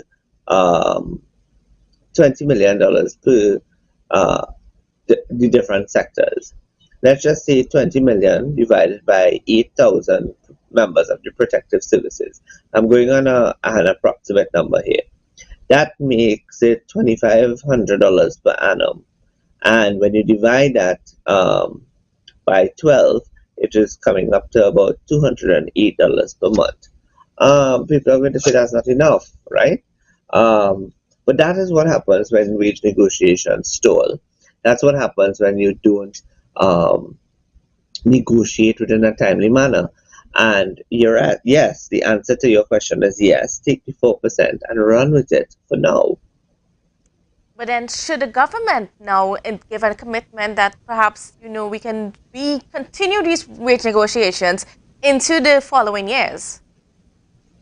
Well, no, but I think that's what the CPU has said, that at this stage where we are, that 4% is something that he is willing to go as a final offer for the period. And they should take the 4% and they should run with it. But they could also counter offer the CPU and say, okay, we will take 4% for the period 2014 to 2016.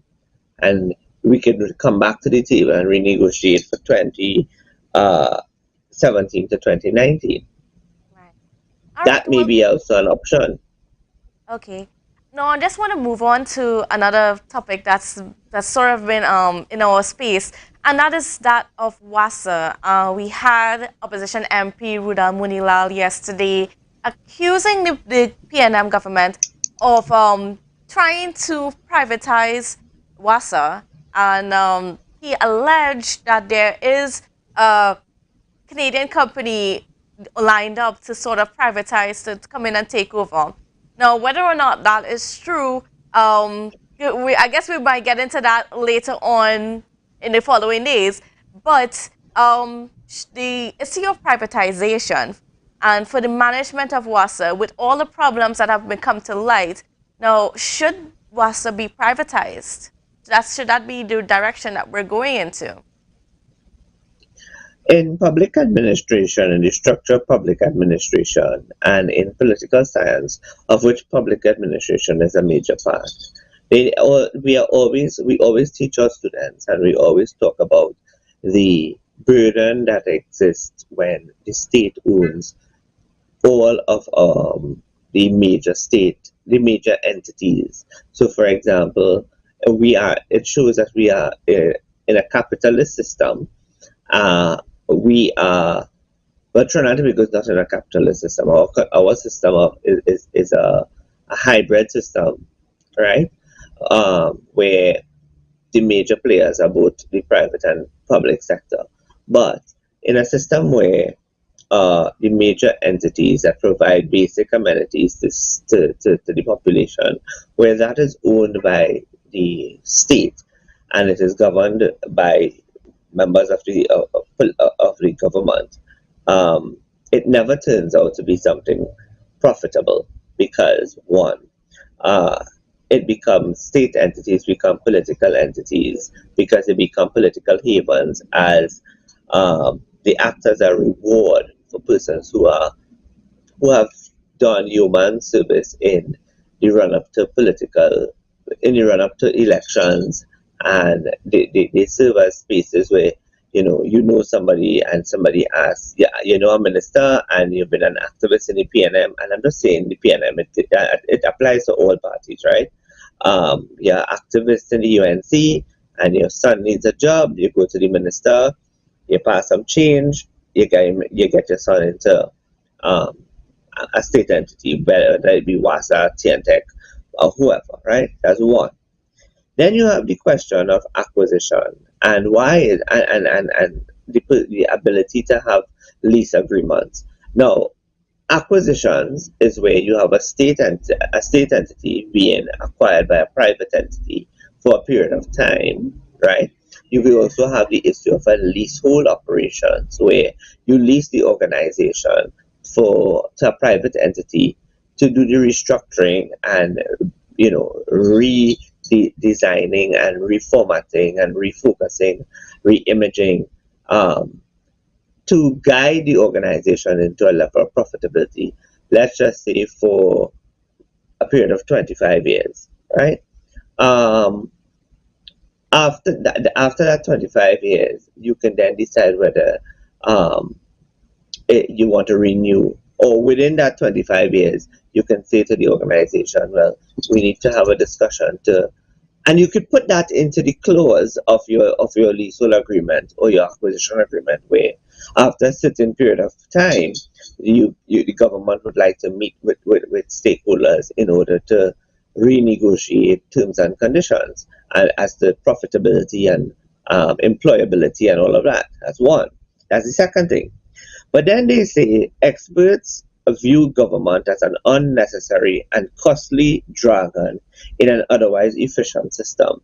And that ties into government being getting involved in the management of public entities by including in the public entities political appointees and political rewardees into the system, which then clogs the system, because that's how you end up with 462 managers. Because nobody wants to come in as a middle class, a supervisor. They want, well, my son has been in IT. He good at X, Y, and Z. We want to get, he would prefer to be an IT manager. So they fit him into the IT manager role for, let's just say, the Southern Division or the Southern region, right? That's one other thing. And they say there's also this that has come up. Not all issues of public, it's not always an issue of public and private ownership, but it is under what condition would managers in a private setting seek the interest of the public. And that's something that also comes into play in terms of when you are negotiating for acquisitions and mergers and leasing, right? Now, I want to get you, Dr. Mohammed. Do you think that the government, is that the direction the government is heading in with where Wasa is concerned, to privatize the company? I am very concerned about anything the government speaks about in terms of the issue of restructuring and reorganizing and let's just say if they decide to go down the route of privatization. Why? Is because I don't think the government possesses the skill set, nor have they proven to possess the skill set and the vision and the political will to do such. And I am premising that against what has happened to Petrotrin. Right now, as we speak, oil is about $102 a barrel, and gas is being sold at about, my last check was $8.79 per MMBTU. Because we are a gas producer, we will benefit, but we are not refining any oil, and we are losing out on an income there. And our refinery is sitting there waiting for somebody to take it up and run with it. If it is the government wasn't sure or didn't have the know-how in terms of restructuring and replacing it, in terms of the personnel and the whole framework of HR and setting goals and objectives and whatnot, then they should not have touched it, because they've touched it and they've killed it, they've not damaged it. I also believe that this country is not without its full cadre of expert HRM experts, employment law experts, industrial experts, who can all come together and within the public sector, not necessarily outside of the public sector, but within both the private and public sector, a team could have been set up to re-employ, restructure, reorganize, redirect, and re-engineer the whole idea of Petrotrin. I will also say the very same thing that is needed for Wasa. So if the government is really going to go down the route of privatizing Wasa, I don't see anything wrong with it. It's just that the terms and conditions of the privatization, the terms of reference regarding the how and the why and the when and the what and the who in the privatization of Wasa is very important. And I also would say this: the UNC members of the opposition, when they were in government, had ample opportunity to do the very same thing, such as restructuring, redirecting, and all of those things of all of our state entities. They issue, and I can tell you from first-hand knowledge, that the issue with the UNC is that they felt that when they looked at those who were employed with Petrotrin and those who are employed with Wasa, and even in the general public sector, they were afraid to touch it because it was deemed to be persons of a particular race, and I make no apologies of saying that, right? So it was more, in their opinion, feasible to leave these organizations untouched and unrestructured and disorganized than to touch it and pay the political price. And they didn't touch it. They did nothing, but yet they paid the political price. And it all comes down, Candice, I'll leave you with this one. At the end of the day, in order for the government, whichever government is in power, this is the PNM now, in order for them to succeed in effective wage negotiations and with regard to the restructuring of Wasa, there's only one thing that is necessary: clarity as it pertains to communication, and communication must be done as often as possible, and it must be able to be whatever the issues are and the notions are and the perspectives are, must be able to reach everybody by having a language that everybody understands. All right. Well, we're certainly not seeing that right now, but we're hoping that perhaps that can change, and then we can find out a little bit more about what is the real intentions behind Wasa. But Dr. Shane Mohammed, I think that we're going to have to leave it here for now, and we could continue this conversation at another point in time as the situation develops. But viewers, don't go anywhere, because we have a lot more coming up for you after the break. Everybody only worrying. Never ever worry. Don't mind how things looking hard. I tell them never ever worry. If your nice car get damaged bad, I tell them never ever worry. What I'm saying is true. So just consider Tatil is always right here for you. I tell them never ever worry. Don't mind if life make you sad. I tell them never ever worry. If your house get flooded out real bad, I tell them never ever worry. What I'm saying is true. So just consider Tatil is always right here for you. I tell them never ever worry. If sickness catch you off guard, I tell them never ever worry. If times fall on you real hard, I tell them never ever worry. What I'm saying is true. So just consider Tatil will always be here for you. Never worry about a thing. Tatil, where people are people. You know what I mean.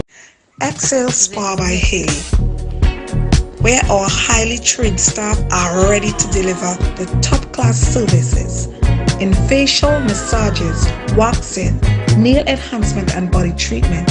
We are ideally located at Coco Avenue, Susalands, Tobago. You can find us on Instagram, Facebook, TripAdvisor, or you can call us on 730-0149. Excel Spa by Haley. Relax, renew, and rejuvenate. It's a different type of thing down there. And we party till we drop down there. With a lot of pretty girls down there. Down in Tobago. The sun. We are beaches, we are rivers. We are melanated ones. We special and there is no denying. Tobago is number one. I am you and you are me. Together we stronger. Good morning, Tobago. Good morning, Tobago. Alright, and welcome back to Good Morning Tobago. And you know, we're waking up this morning. If you are a visual peon, you're waking up with the excited news that, you know, David's House won the homecoming events yesterday evening. And like I said, it was a wonderful event down at the Dwight York Stadium. It was wonderful to see everybody come out the various generations of students who pass through the school. And you know, I have to give a special shout out to my dear friend and classmate Darius Burris of Anstey House. Of course, he tried to captain the team this year and, you know, tried to see if they could achieve a victory. Unfortunately, they did not. And like he said yesterday, it was the best fourth place position that ever happened in any event, you know. I mean, like I said, it was an exciting time with Darius. I mean, I hope you're doing well this morning. I mean, you have a lot to recover from after all the talk on social media, after all the memes and so on going out. You know, yeah, you still have to taste the defeat from, of course, Davy's House. You know, Bowles and Reed were in there trying to, you know, to take the crown, but of course they couldn't. But so, I mean, and I just, of course, want to shout out, of course, Mr. Jason Arton, who is the president of the Bishopian Association. And thank you for being able to put on such a great event and for bringing us all out. We saw a lot of people out there. We had, you know, former Chief Secretary, Mr. Kelvin Charles. You know, we had current Chief Secretary as well, Mr. Fali Augustine. He came in towards the end. And of course, no, Fali, I'm sorry, you know, your house didn't make it, but it's all good. So, you know, folks, I mean, it was a wonderful time. If you did not go to Bishop's, you missed out. If you were not there, you missed out. But, I mean, we're happy that we're able to, you know, still come together and you have that sense of camaraderie and that friendship. It's still there, even though there was a lot of competition in between. it was really a good time. So, again, I want to thank you, viewers, for sticking with us and for tuning in to the Tobago Update Show. And of course, a Good Morning Tobago. It's been wonderful. And we would see you again tomorrow. So have a wonderful, safe, and productive day. To a brand new dawning as the passion start to rise. The energy fill the skies. I say thanks for favor to wake up and hear my neighbor. 60,000 people strong.